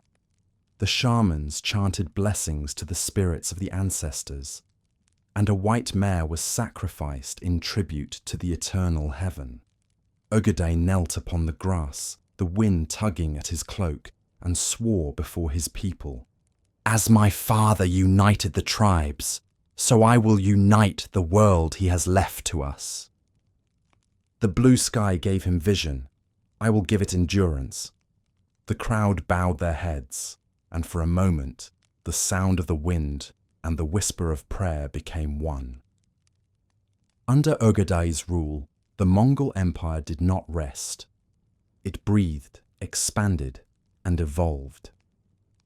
The Great Khan inherited not just an army, but a system, an intricate web of command, law, and communication that Genghis himself had built. He continued the Yam, the vast relay network of riders and stations that stretched across the empire like veins of life. Messages could travel from the Pacific to the Caspian faster than any empire before. Merchants, monks, and travelers found safety beneath the Pax Mongolica, the peace of the Mongols. But even peace bore the echo of war. To the west lay the remnants of the Khwarezm Empire, and beyond it, lands the Mongols had only heard of, the rich plains of Rus, the forests of Eastern Europe, and the glittering cities of the Islamic caliphates. Ugadai, following his father's vision, commanded new campaigns to the west. His generals, Subutai and Batu, Jochi's son, led the charge. They crossed the steppes of Kazakhstan, the frozen rivers of the north, and the Carpathian Mountains. The Mongol horsemen, unstoppable as wind, swept through cities whose names were scarcely known to them: Kiev, Krakow, Pest. They moved like a tide through snow and rain, swift and methodical. And everywhere they went, they brought with them both fear and order. Meanwhile, in the east, the empire's heart continued to flourish. Karakorum, the capital founded by Genghis Khan, had grown into a city of trade and council. Its streets bustled with merchants from every land: Chinese silk traders, Persian astronomers, Arab scholars, and European priests, all meeting beneath the same sky. At night, the city glowed with firelight, and storytellers recited tales of the Khan, the boy who had united the steppe, the man who had bound the world. But behind the songs lay whispers of uncertainty. The empire, vast as it was, strained under its own weight. The sons of Genghis ruled together, but unity among brothers is fragile. Chagatai, overseeing the central lands, quarrelled with Ugadai's officials, accusing them of favouring foreign advisors. Tolui, though loyal, grew weary of court life and longed for the simplicity of the steppes. He rode often among the common soldiers, sleeping in their tents, listening to their stories. His humility made him beloved, but also isolated. In time, Tolui's health began to fail. Some said it was illness, others whispered it was sorrow. He had carried the burden of the empire's soul, the preservation of his father's memory, the weight of unspoken grief. One winter evening, as snow fell softly over Karakorum, Tolui called his brother Ögedei to his side. "Brother," he said weakly, his voice a shadow of its former strength. "Our father's empire is vast, but the hearts of men are small. Do not let the blue sky divide us." Ögedei clasped his hand. "You have always been the strongest of us." Tolui smiled faintly. "No, I have only remembered who we were before we became kings. He died that night, his tent filled with the soft sound of prayer. Outside, the wind rose and carried his name into the darkness." Tolui's death struck the empire deeply, but Ögedei carried on. He was not his father, but he was his father's son. Steady, pragmatic, guided by fairness. He built new cities, reopened trade routes, and welcomed scholars and artisans from across the known world. Under his rule, the Mongol Empire reached its widest expanse, from Korea to the Danube, from Siberia to the Persian Gulf. And yet, even as it grew, cracks began to appear. The distance between the eastern and western realms widened. The princes of Yochi's line in the west, led by Batu, began to rule with increasing independence. Chagatai's descendants clung fiercely to the old ways. The empire, once one breath beneath one sky, began to draw separate breaths. When Ögedei died in 1241, the news reached even the furthest corners of the earth. In Hungary, where Mongol armies were preparing to march farther into Europe, the drums fell silent. Batu ordered his troops to halt and turned back, saying, "The Khan is dead. We must return to the council." Across the world, the Mongols paused. The blue sky had called another of its children home. A great Kurultai was held once more on the steppe. The grasslands were filled with riders from every province of the empire, from Persia, Russia, China, and beyond. Each carried stories of conquest, trade, and faith, and each sought to claim a piece of the legacy left behind. But the gathering that had once felt sacred now felt divided. Old rivalries stirred anew, new ambitions burned bright. Still, one truth remained. The sons of the great steppe had carried their father's fire farther than even he could have dreamed. From the heart of Asia, the wind that had once whispered through Genghis's boyhood plains now blew over a world forever changed. Through forests of birch and pine, over cathedrals and deserts, across rivers whose names he had never known. The empire lived on, vast and luminous, but the simplicity that had birthed it, the unity of one man, one purpose, one wind, was gone. Now, the sons of the great steppe ruled the world their father had conquered. But beneath their power, the same question lingered, quiet as a prayer beneath the stars. Can even the wind stay whole when it has touched every corner of the earth? The western wind carried the chill of snow and the scent of pine. It moved through forests that seemed endless, through lands far from the grass and open skies of Mongolia. Beneath it thundered the hooves of riders, thousands upon thousands, their armour dark with frost, their breath rising in clouds. Above them, the banners of the Mongol Empire fluttered pale against the winter sky. This was not the steppe of Genghis Khan's youth, nor the desert kingdoms of his campaigns. This was another world, colder, greener, more distant, and yet the rhythm of conquest beat the same. The empire of the horsemen had reached the edge of Europe. Batu Khan, grandson of Genghis, rode at the head of the army.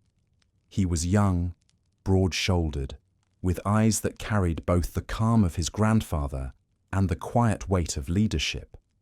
Around him rode Subutai, the aging but brilliant general who had fought beside the eternal Khan himself. Together, they led a host drawn from every corner of the Mongol realm. Turkic warriors from the west, Mongol nobles from the east, and soldiers from lands conquered long ago. They called their campaign the Journey to the Western Sky. It had begun years before, under the order of Ugadei Khan, to expand the empire's reach beyond the Caspian. The lands of the Rus, the princes of Kiev, Vladimir, and Novgorod, were divided, their alliances fragile, their armies proud but scattered.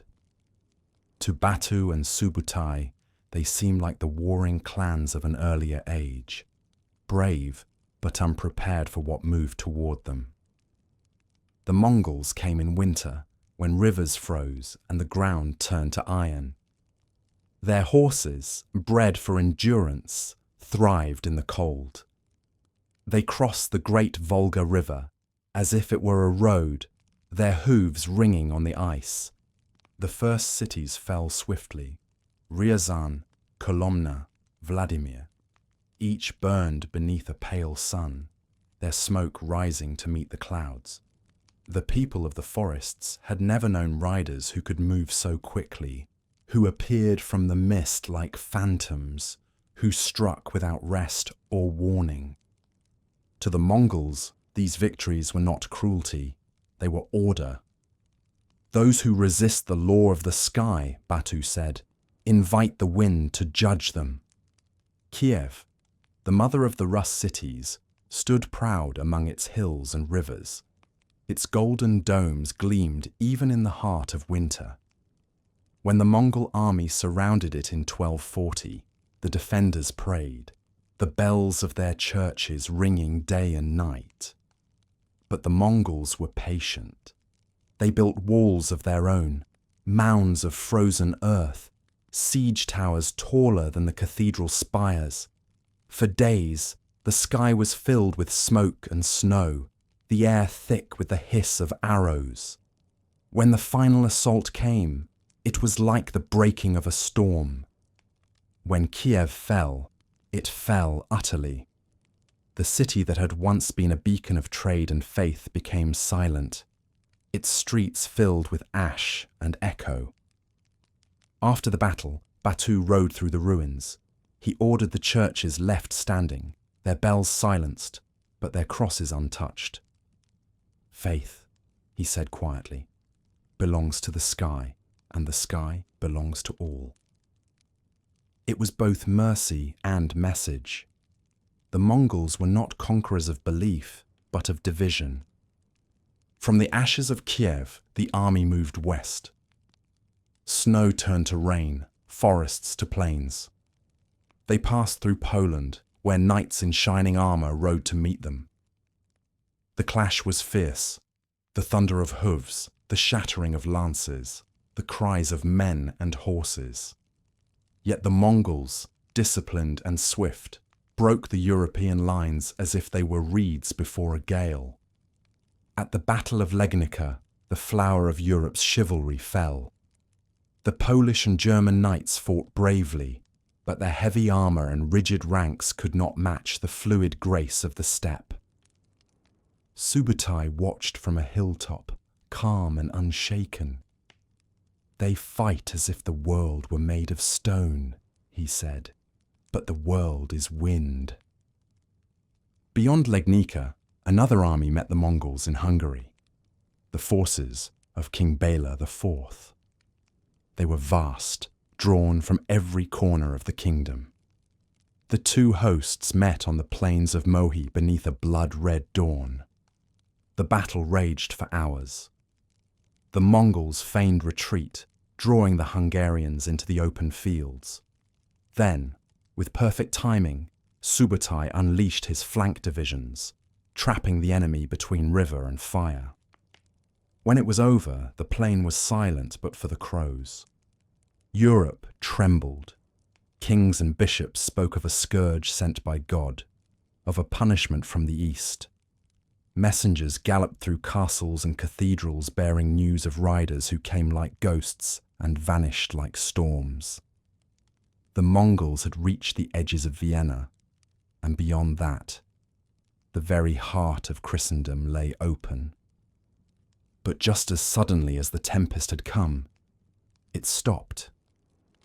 In the spring of 1242, Batu received word that the great Khan Ogedai was dead. At once, the drums fell silent.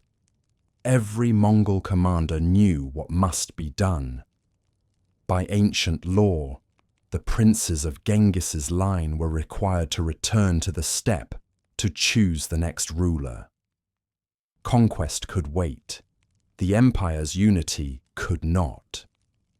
Batu stood on a hill above the Danube, the river swollen with melting snow. Around him stretched the camp, thousands of yurts, smoke rising into the morning mist. He watched the river flow eastward, back toward the land of his ancestors.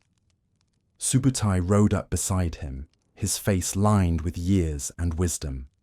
"The blue sky calls you home," he said. Batu nodded. "The West will remain," he said softly. "It has seen us.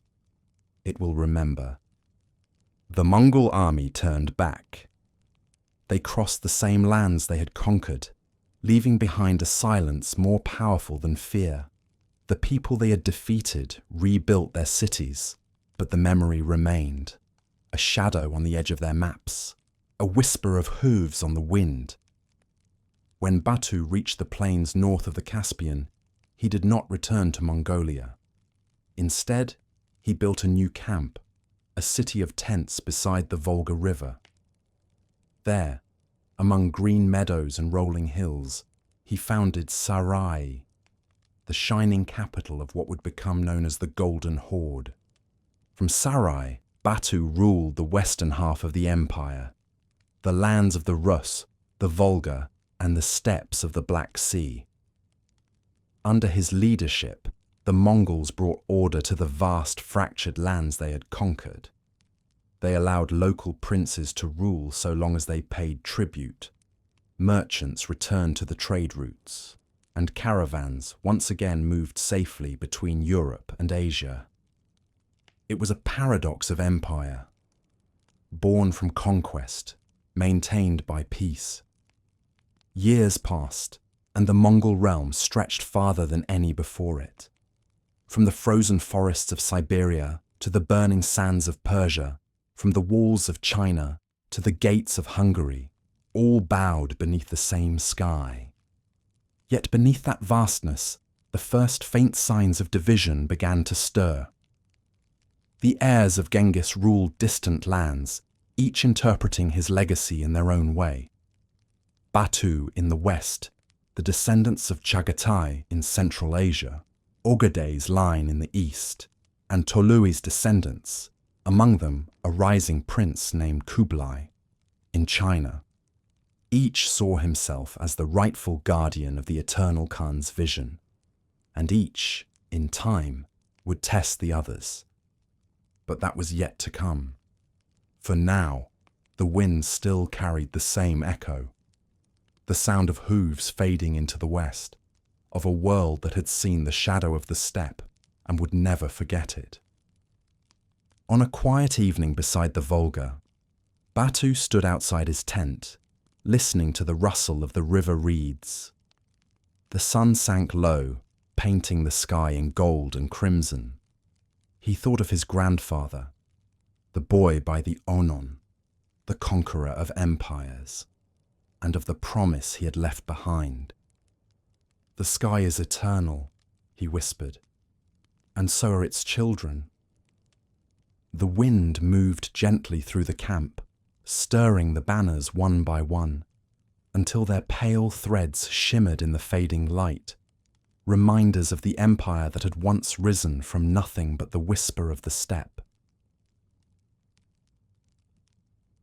The dawn that broke over the plains of northern China was not the dawn of the steppe. It rose in silence over canals and pagodas, over rice fields glimmering like mirrors, over cities so vast they seemed to stretch to the edge of the world. From the mountains to the sea, the air was soft with mist and the scent of mulberry leaves. It was a land of silk, tea, and stone, a world older than empire itself. And now it belonged to the descendants of the steppes. By the mid-13th century, the Mongol Empire had stretched farther than any before it. To the west, Batu's golden horde ruled the forests and plains of Russia. To the south, the Ilkhanate governed Persia under the sons of Tolui.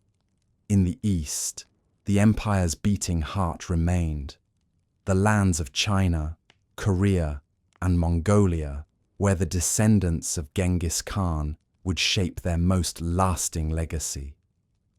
At the center of this story stood a man unlike any the steppe had ever known, Kublai, grandson of Genghis Khan, son of Tolui and Sorghaghtani Beki. Kublai was born not to endless plains, but to an empire already in motion.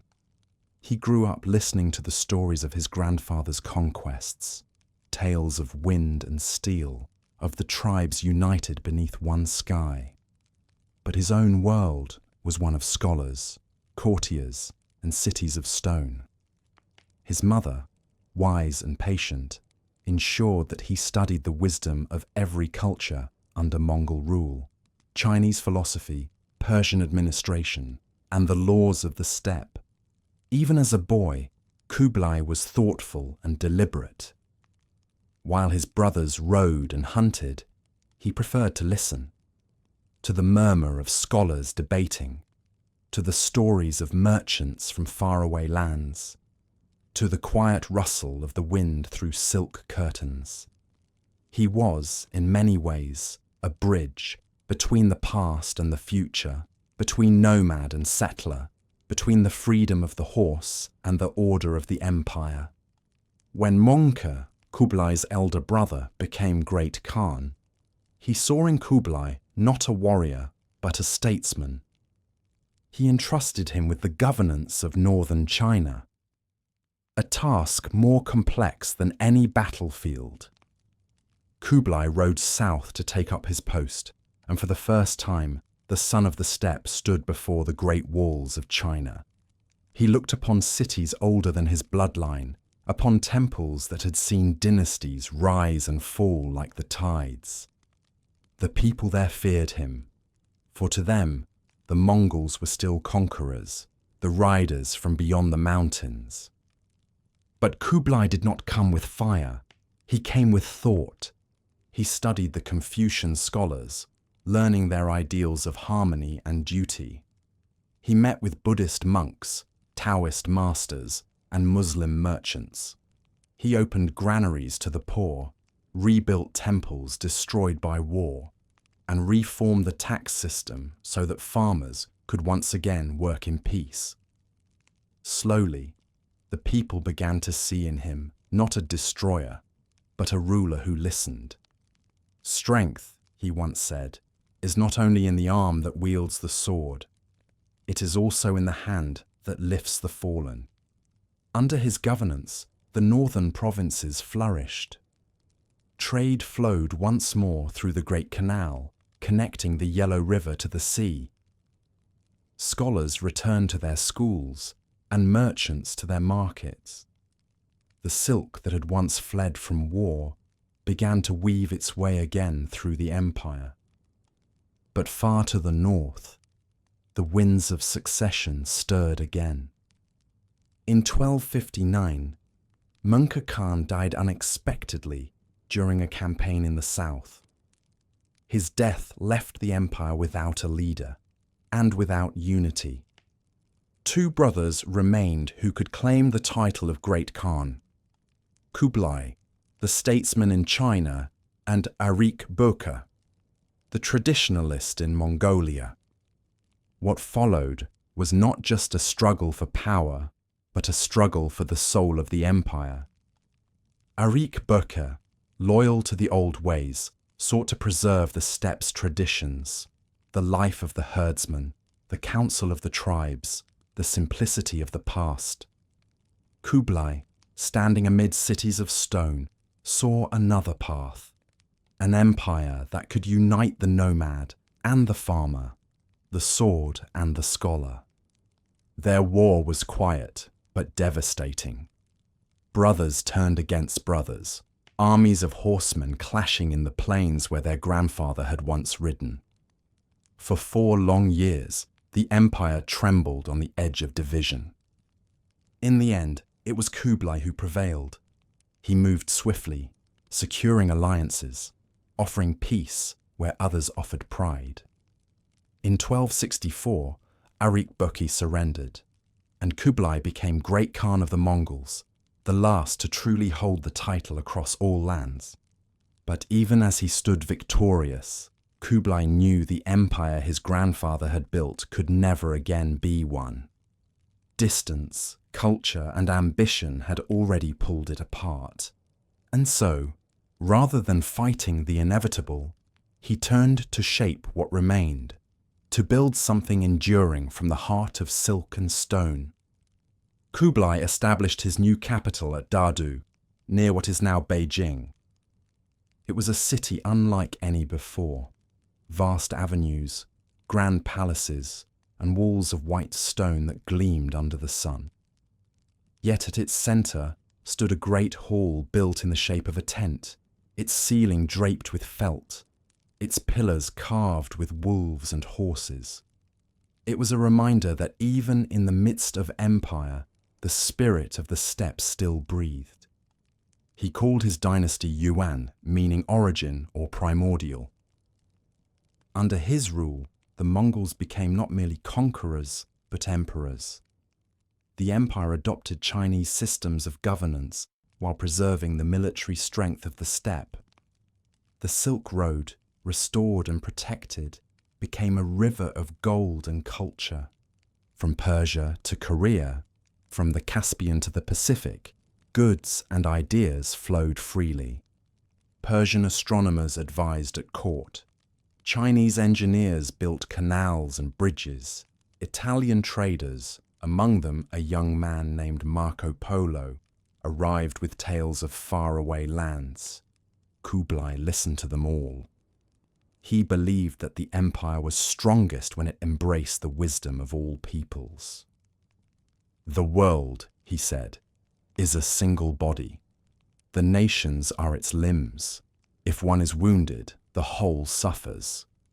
Under his reign, Dadu became a beacon of learning and trade, a meeting place of civilizations. Temples, mosques, and churches stood side by side. Languages mingled in the markets like colors in silk. For a moment in time, the dream of unity that Genghis had carried across the steppe seemed alive again. Not through conquest, but through coexistence. Yet even in this harmony, shadows lingered. The old Mongol princes of the West no longer bowed easily to Kublai's authority. The Golden Horde followed its own path. The Ilkhanate of Persia and the Chagatai Khanate in Central Asia drifted into independence. The empire of Genghis had become a constellation, bright, vast, but scattered. And within China itself, the balance was delicate. To the Chinese scholars, Kublai was still an outsider, a foreign ruler. To the Mongol nobles, he was becoming too Chinese, too enamored of palaces and poetry. He walked a narrow line between two worlds, forever the bridge, never the shore. Some nights he would leave the city and ride into the countryside alone. He would sleep beneath the stars, the sound of crickets and wind reminding him of the plains of his youth. He missed the simplicity of the steppe, the crackle of a campfire, the smell of horsehair, the taste of cold air at dawn. He would look up at the moon and whisper, "Grandfather, the world you began still turns." But it turns differently now. Kublai Khan ruled for more than 3 decades. Under him, China prospered as it had not in centuries. He expanded the empire south into Vietnam, west into Tibet, and east into the seas. yet he never again found the unity his grandfather had known. When he died in 1294, the empire mourned him not as a conqueror, but as a builder, the ruler who had given the Mongols a second home, not of grass and wind, but of silk and stone. And though the steppe winds no longer carried the sound of war, they still whispered his name. Kubilai, Second Khan, Kublai the Wise. The world beneath Kublai Khan's reign had grown vast, shimmering like silk stretched across continents. From the sands of Persia to the rice fields of China, from the forests of Russes to the blue edges of the Pacific, the empire breathed as one, an immense, living thing held together by roads, by trade, and by the will of the sky. For the first time in history, the great stretches of desert and sea that had divided civilizations now seemed less like barriers and more like bridges. The caravans came first, endless lines of camels and horses, their bells chiming softly as they moved across the horizon. They carried silk, gold, jade, spices and porcelain, but also something more precious. Stories. From east to west, knowledge flowed freely for the first time in centuries. Under the protection of Mongol rule, the Silk Road flourished. What had once been perilous became peaceful, for the Khan's law stretched over every path. Merchants from Venice and Genoa traded side by side with scholars from Persia and monks from Tibet.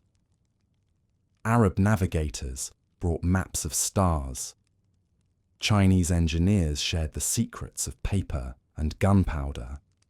It was said that a woman could carry a bag of gold from the coast of China to the gates of Baghdad without fear, so long as she rode beneath the banners of the Khan.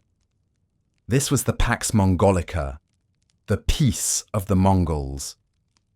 And though it had been forged through conquest, it endured through trust. Kublai Khan, now in his later years, watched this harmony unfold from his palace in Dadu. The halls were filled with envoys from every corner of the known world. One morning, a new visitor arrived, a man from the farthest west, from a land beyond the great deserts and seas. His name was Marco Polo. He came with his father and uncle, merchants from Venice who had crossed mountains and empires to reach the Mongol court. When they were brought before Kublai, they bowed low, their eyes filled with awe. The Khan studied them for a long moment. "You have come far," he said. "Farther than any Christian has come before," Marco replied softly. Kublai smiled faintly. "Then you must have many stories to tell. Stay and listen too. The world has more roads than one." For 17 years, Marco Polo served in the Khan's court, as a messenger, an observer, and a bridge between worlds. He travelled the length and breadth of the Yuan realm, to Yunnan and Burma, to the coastlines of the South China Sea, and into the deserts of the northwest, where the wind still carried the memory of Genghis Khan's riders. He saw cities of splendour beyond imagining, Hangzhou, the city of heaven, with its lakes and gardens, Chengdu, the summer capital, with its golden halls and tents of white felt that shimmered in the sun.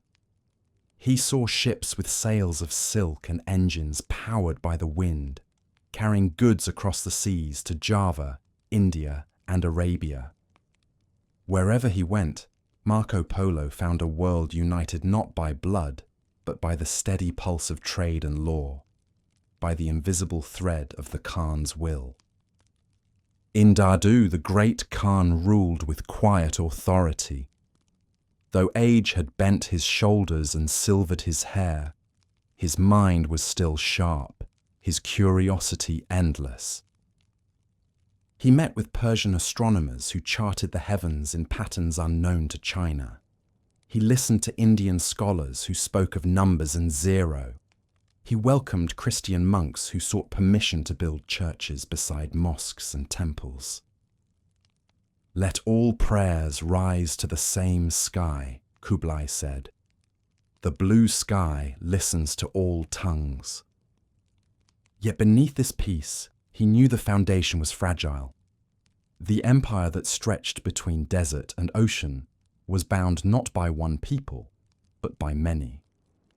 Its strength lay in balance, and balance is a delicate thing. Beyond the mountains, the other Khanats, his cousins in the west, had begun to walk their own paths. The Golden Horde under Batu's descendants ruled the plains of the Rus as kings in all but name. The Ilkhans of Persia, once loyal, now debated religion and independence. The Chagatai Khanate in Central Asia wavered between alliance and rivalry. The Mongol world had become a constellation of empires, bright, vast, but scattered. Each shone with its own light, yet none could fully see the others. Even within China, Kublai's court grew divided. The Mongol nobles longed for the open steppe, while the Chinese ministers sought to bind the empire with bureaucracy and ritual. Each pulled in a different direction, and Kublai, caught between, bore the strain like an old bridge holding too much weight. Still, he ruled with patience. He knew that power, like wind, could never be clenched too tightly. "A hand that closes loses what it holds," he once told his advisors. "Better to hold the empire as one holds a bird, gently so it will not flee." His efforts to bridge the old and new worlds were constant. He reformed the postal system, built roads and canals that connected inland China to the coast, and sent fleets across the seas to explore lands beyond imagination. In 1274 and again in 1281, he sent great armadas to Japan, thousands of ships, tens of thousands of men. But the sea was not the steppe. The ocean had its own laws. Both fleets were swallowed by storms, the winds howling for days until nothing but fragments of wood returned to shore.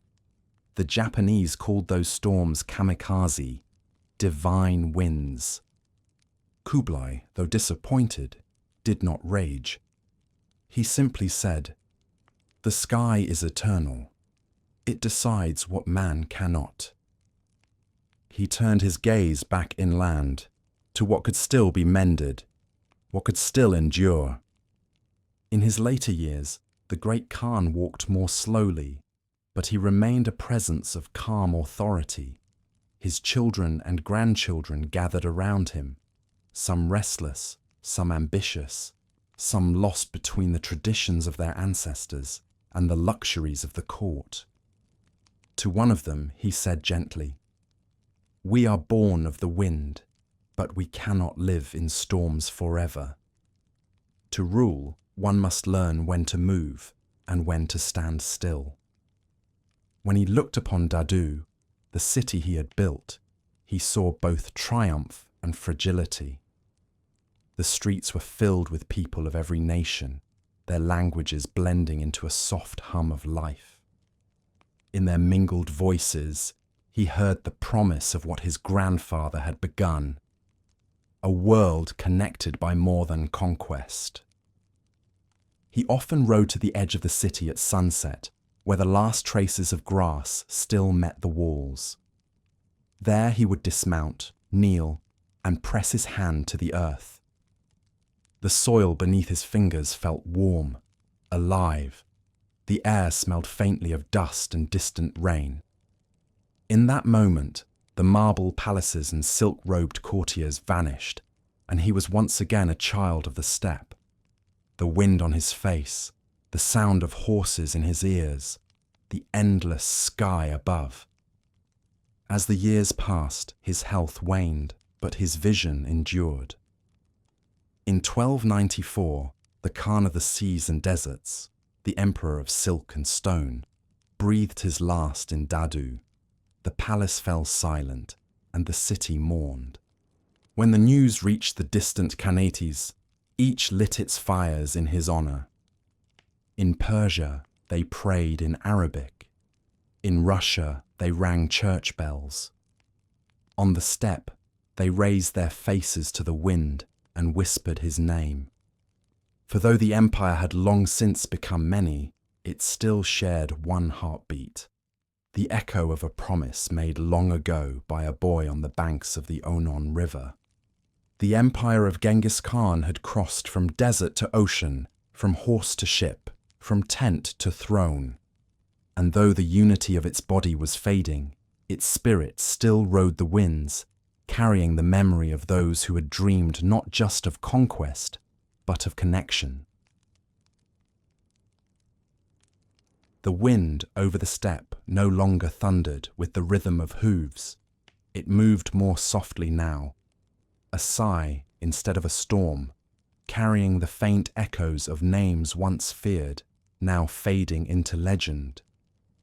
The empire that had once stretched from the Pacific Ocean to the heart of Europe had grown too vast, too distant, too divided to hold its breath as one. The sons and grandsons of Genghis Khan ruled still, each beneath the same eternal sky, but each beneath a different sun. And as the centuries turned, the unity that had once been their strength began to unravel like the worn edge of an old saddle strap. After Kublai Khan's passing in 1294, the Yuan dynasty he had built in China continued under his descendants. But without his steady hand, the balance between nomad and settler, between wind and stone, began to tilt. The Mongol nobles, who had followed their ancestors from the grasslands, found themselves trapped in the labyrinth of a vast and foreign empire. They ruled from palaces of marble and jade, surrounded by scholars and courtiers who spoke in careful tones and wrote in languages few Mongols could read. For a time, the wealth of China still flowed, silk, grain, and silver moving through the great canals and trade routes that Kublai had restored. But the people began to grow restless. Famine and floods came, and with them the murmurs of rebellion. The Mongol rulers, once seen as bringers of peace, were now viewed as outsiders, as conquerors who had lingered too long. In the countryside, peasant revolts flared like sparks in dry grass. Secret societies whispered prophecies of the fall of the Yuan. Even within the court of Dadu, the air grew heavy with suspicion. Princes and ministers quarrelled. Generals sought power for themselves. The empire that had once united the world now struggled to hold itself together. Far to the west, the story was the same. In Persia, the Ilkhanate, founded by Hulagu, the grandson of Genghis, had shone brightly for a time. Its rulers had brought scholars and poets to their courts, blending Mongol vigour with Persian grace. Under rulers like Ghazan and Oljaitu, they embraced Islam, built observatories and libraries, and made their capital at Tabriz, a jewel of learning.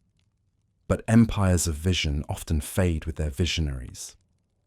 After Ghazan's death, succession disputes tore the Ilkhanate apart.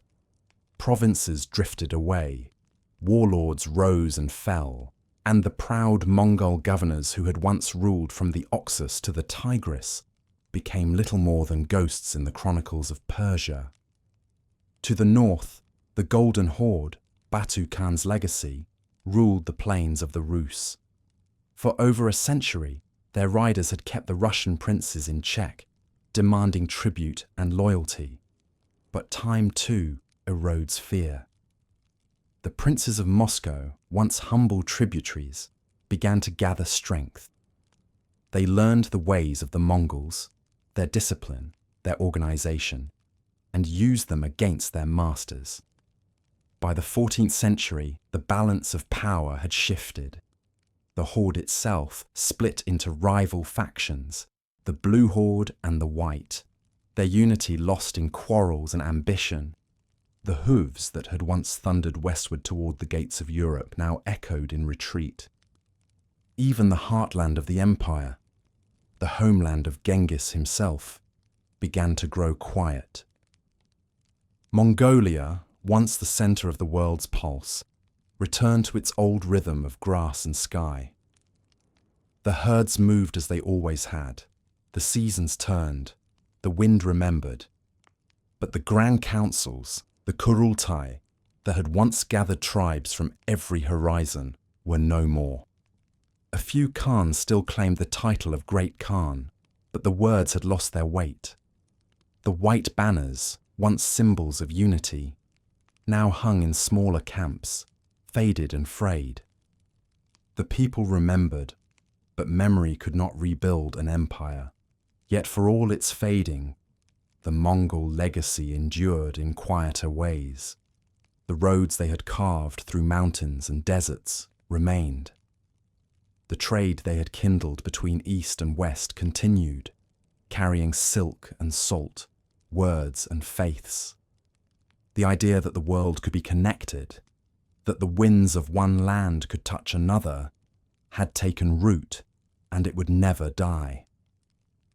In the courts of Europe, travellers still told tales of the Great Khan and his cities of gold.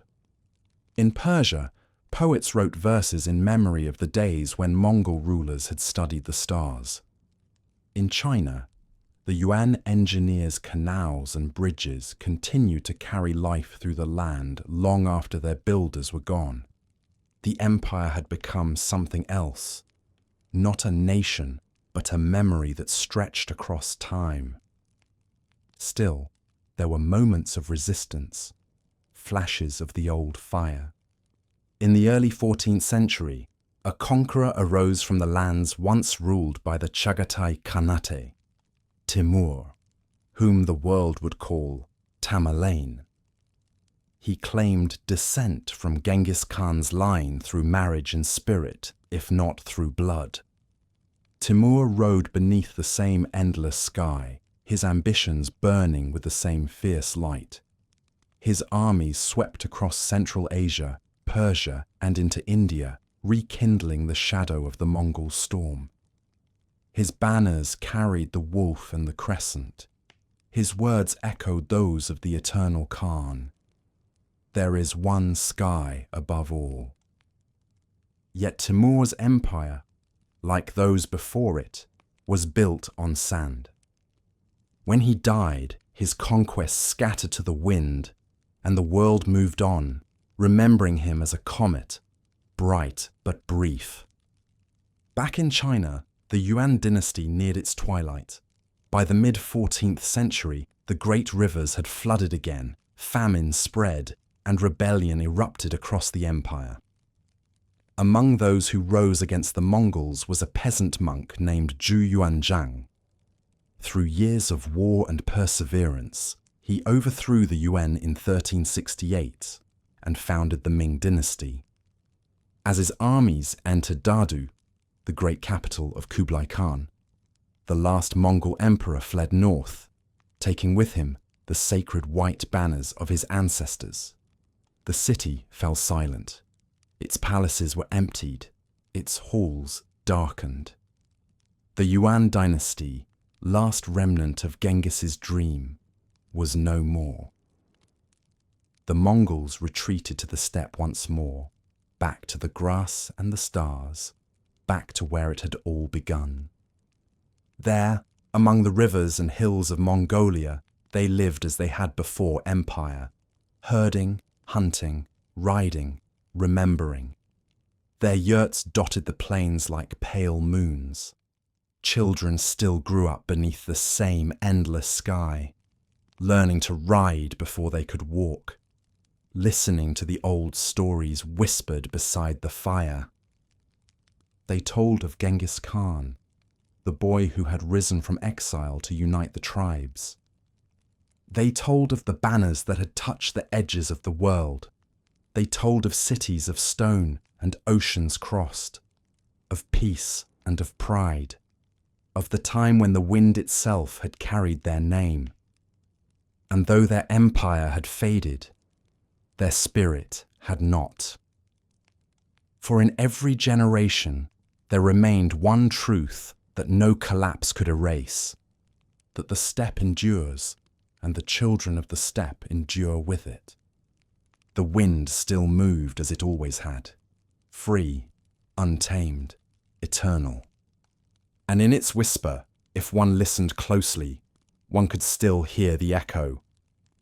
We are the riders of the blue sky. We are the sons and daughters of the wind. The wind had grown gentle again. It no longer carried the thunder of armies, the crack of arrows, or the iron song of conquest.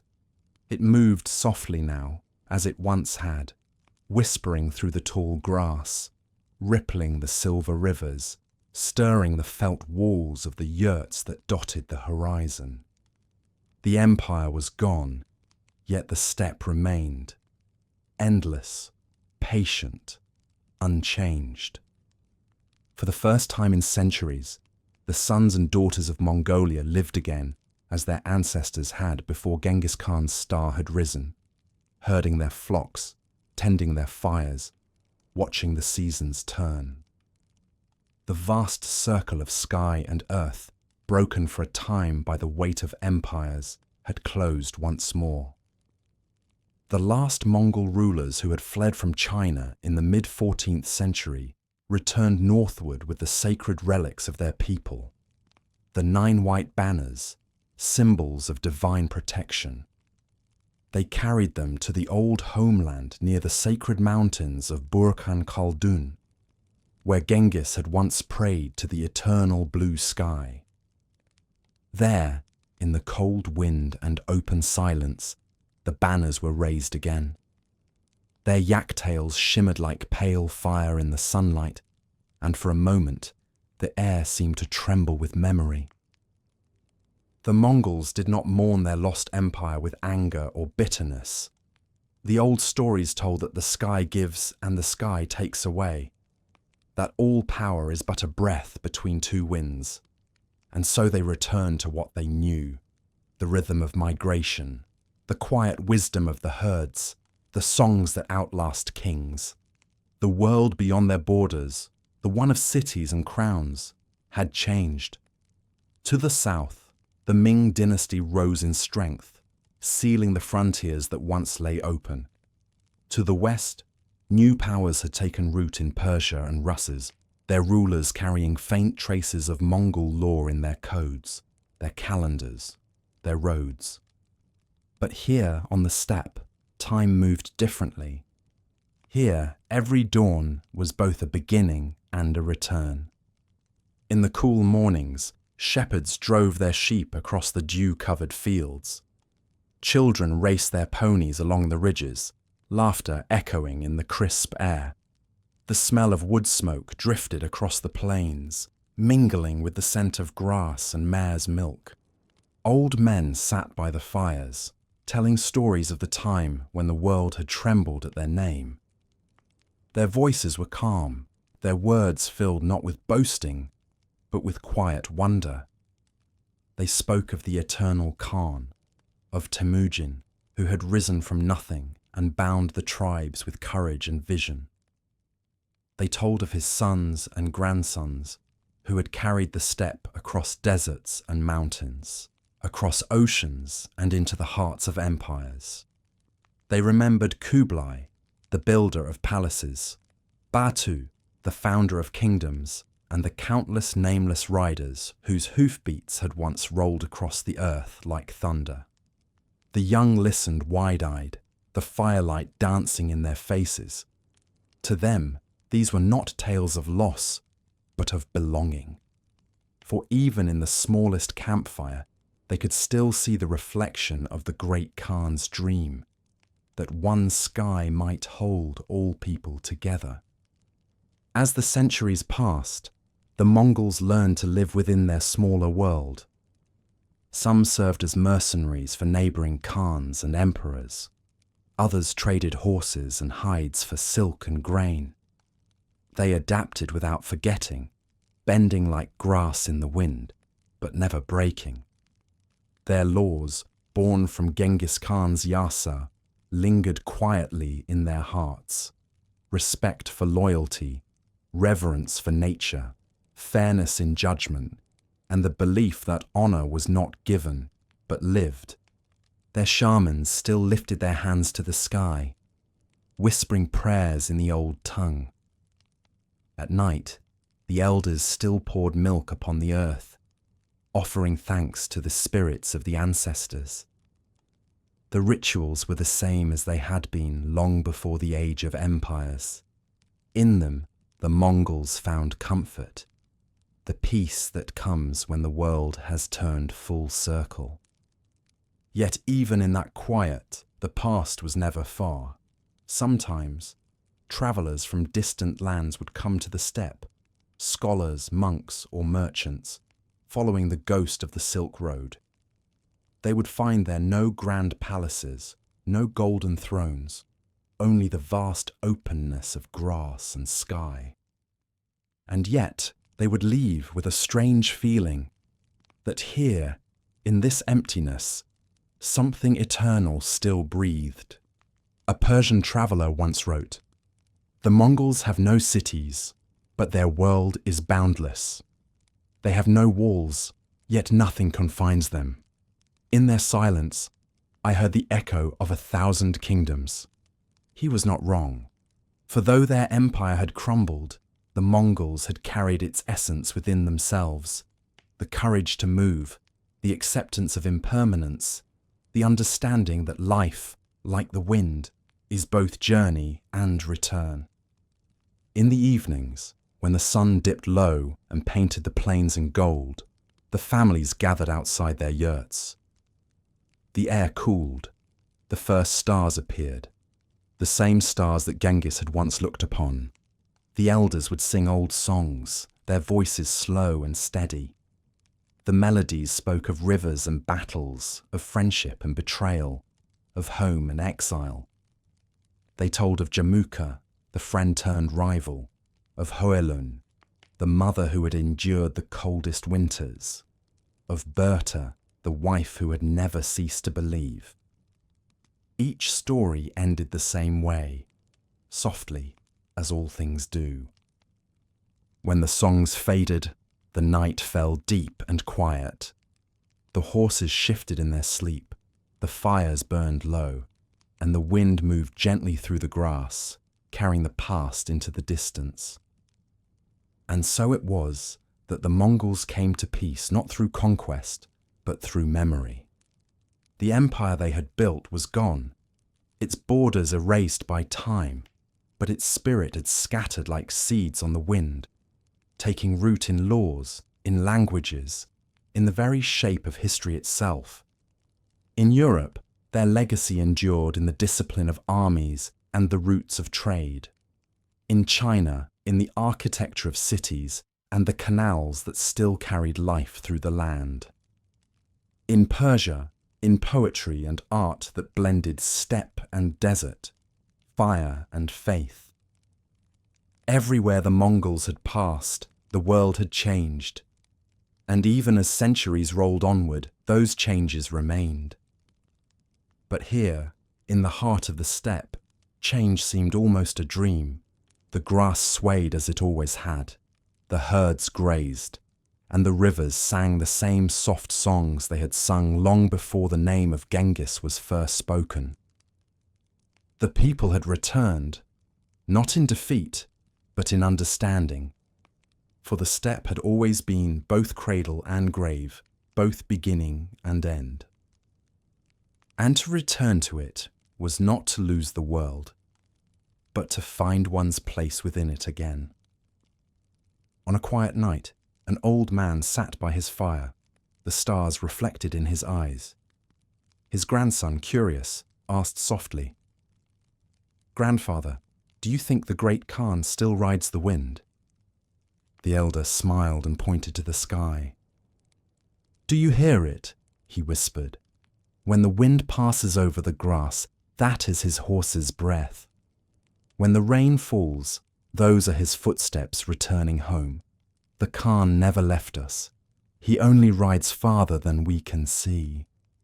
The boy listened, and in the silence that followed, the steppe seemed alive, filled with the heartbeat of all that had been. The Mongols had returned to the land that had given them life. The empire was gone, but its people endured, simple, strong, and free beneath the same eternal sky. And if you were to stand there now, feeling the wind brush your face, you might hear it too, faint and endless, the sound of hooves, fading into memory, yet never fully gone. For the steppe forgets nothing. It only waits. The night is vast over the Mongolian steppe. It stretches beyond sight or sound, a quiet ocean of shadow and light. The stars hang low, brilliant and patient, as if they have been waiting since the first rider saddled a horse beneath them. Somewhere, a wolf calls in the distance, its cry carried by the wind until it fades into silence. And beneath that eternal sky, the land breathes as it always has. Centuries have passed since the time of the great Khans. Empires have risen and fallen, kings have come and gone, and the borders of nations have shifted like clouds on the horizon. But here, on the steppe, the rhythm of life remains the same. The yurts still stand, round and white, soft against the dark. The smoke from their fires rises straight into the night air. Horses graze in quiet herds, their silhouettes silvered by the moon. Inside, families sit close, the warmth of the hearth reflected in their faces. They drink airag, the fermented milk of the mare, and speak in low voices, the words flowing like a river through time. The children still listen to the same stories, the ones whispered by their ancestors around fires long extinguished. The old men tell them of the boy who rode the wind, Temüjin, who was born into hardship and rose to bind the scattered tribes into one. They speak of how he carried his mother's strength, his wife Berta's loyalty, and his own unyielding will. They tell of the banner of the wolf raised beneath the blue sky, of unity forged not in gold, but in trust, of how the clans, once divided, learned to ride side by side. They tell of how the boy became Genghis Khan, the eternal ruler, and led his people beyond the horizons of imagination. They speak softly of his sons and grandsons, of Ögedei, the steady, Batu, the builder of the West, Hulagu, the conqueror of Persia, and Kublai, the emperor of silk and stone. Each one a different flame from the same fire. They tell of the roads they built across continents, of cities born and rebuilt, of merchants and scholars travelling under Mongol protection. They tell of a world once united, if only for a moment, beneath one law and one sky. And when they speak of the end, of the fading of the banners, of the return to the steppe, their voices soften, but they do not grieve. Because the steppe teaches that all things return. When morning comes, the horizon blushes gold. The air tastes of frost and dew. From a hilltop, the plains stretch outward like an endless sea. The light spills across the grasslands, and the world awakens again. A young herder leads his horses to water, the leather reins creaking softly in his hands. He has never seen the Great Wall, never walked the streets of Dadu or Samarkand, yet the wind that brushes his face once swept through those same cities. It carries memory. To him, the stories of empire are not history, they are inheritance. He wears them like the fur on his shoulders, the calluses on his palms. When he looks up, The sky feels impossibly wide, and for a moment he imagines he can see the ghosts of riders moving there. Shapes of light and dust, galloping endlessly across the horizon. He does not fear them. He knows they are his kin. The world beyond Mongolia has long since changed. New empires have risen, their towers piercing clouds. The Silk Road has become a memory, replaced by other paths, steel and sea and sky. But in ways unseen, the legacy of the Mongols still breathes within it all. In the corridors of power, rulers study Genghis Khan's laws, admiring their discipline and clarity. In the flow of global trade, echoes of the Pax Mongolica remain. The belief that connection can bring order, that roads and communication can bind the world together. In the blending of cultures, art, science, language, there lingers the same spirit of curiosity that once filled Kublai's court. The Mongol Empire may have vanished, but the bridges it built still stand, not of stone, but of understanding. Here, on the steppe, time feels slower. The clouds drift low and lazy. The grass ripples like green silk under the sun. There is no noise of cities, no hum of machines, only the breath of wind, the creak of saddles, the rhythm of hooves. A herdsman hums an old song, one passed from father to son, from mother to daughter, through centuries. The words are simple, a prayer for good weather, for healthy horses, for safe journeys. But woven into it, beneath the melody, are older hopes, that the people will never forget who they are, and that the wind will always find its way home. The song drifts upward, joining the endless blue. In the evenings, when the sun sinks low and the world turns amber, the families gather once more. The fires are lit, their smoke rising straight and calm. The elders sit with the children and gaze at the stars. One of them, an old woman with hair as white as frost, points to a bright light near the horizon. That, she says, is the star of the wolf. When our ancestors ride, it leads them home. The children stare, their faces glowing in the firelight. Are they still riding, grandmother? One asks. The old woman smiles, the lines of her face deepening like riverbeds. They never stopped, she says. The great Khan rides where the sky never ends.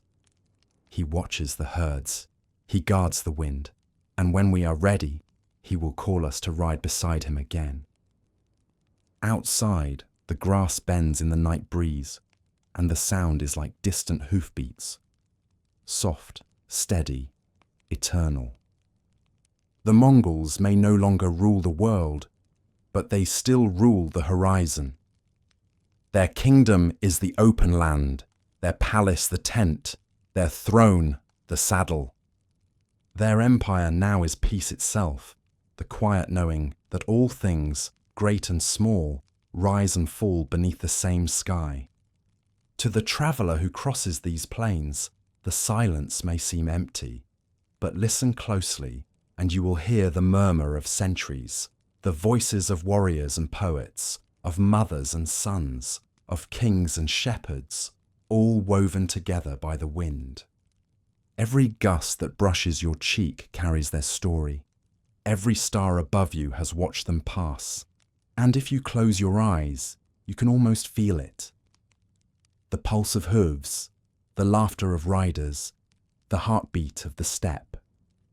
Beneath the same eternal sky, all stories circle back to their beginning. The boy by the Onon River, the banner of the wolf, the empire born from nothing but courage and the will to unite the world, and the quiet return when all that remains is the land, the sky, and the whisper of the wind. Empires fade, names fade, Even the proudest thrones crumble, but the wind endures, the sky endures. And somewhere, out there, beyond time, beyond memory, the eternal Khan still rides, his horse's mane streaming in the starlight, his gaze fixed on the endless horizon. The steppe sleeps beneath him, calm and infinite, and the wind, forever loyal, carries his story onward. Now dim your screen, the narrator might whisper, as if returning to the beginning. Let the air grow still. Let the wind find you, wherever you are. For as long as the sky remains, the story of the Mongols, the story of humanity's courage, impermanence and return will never truly end.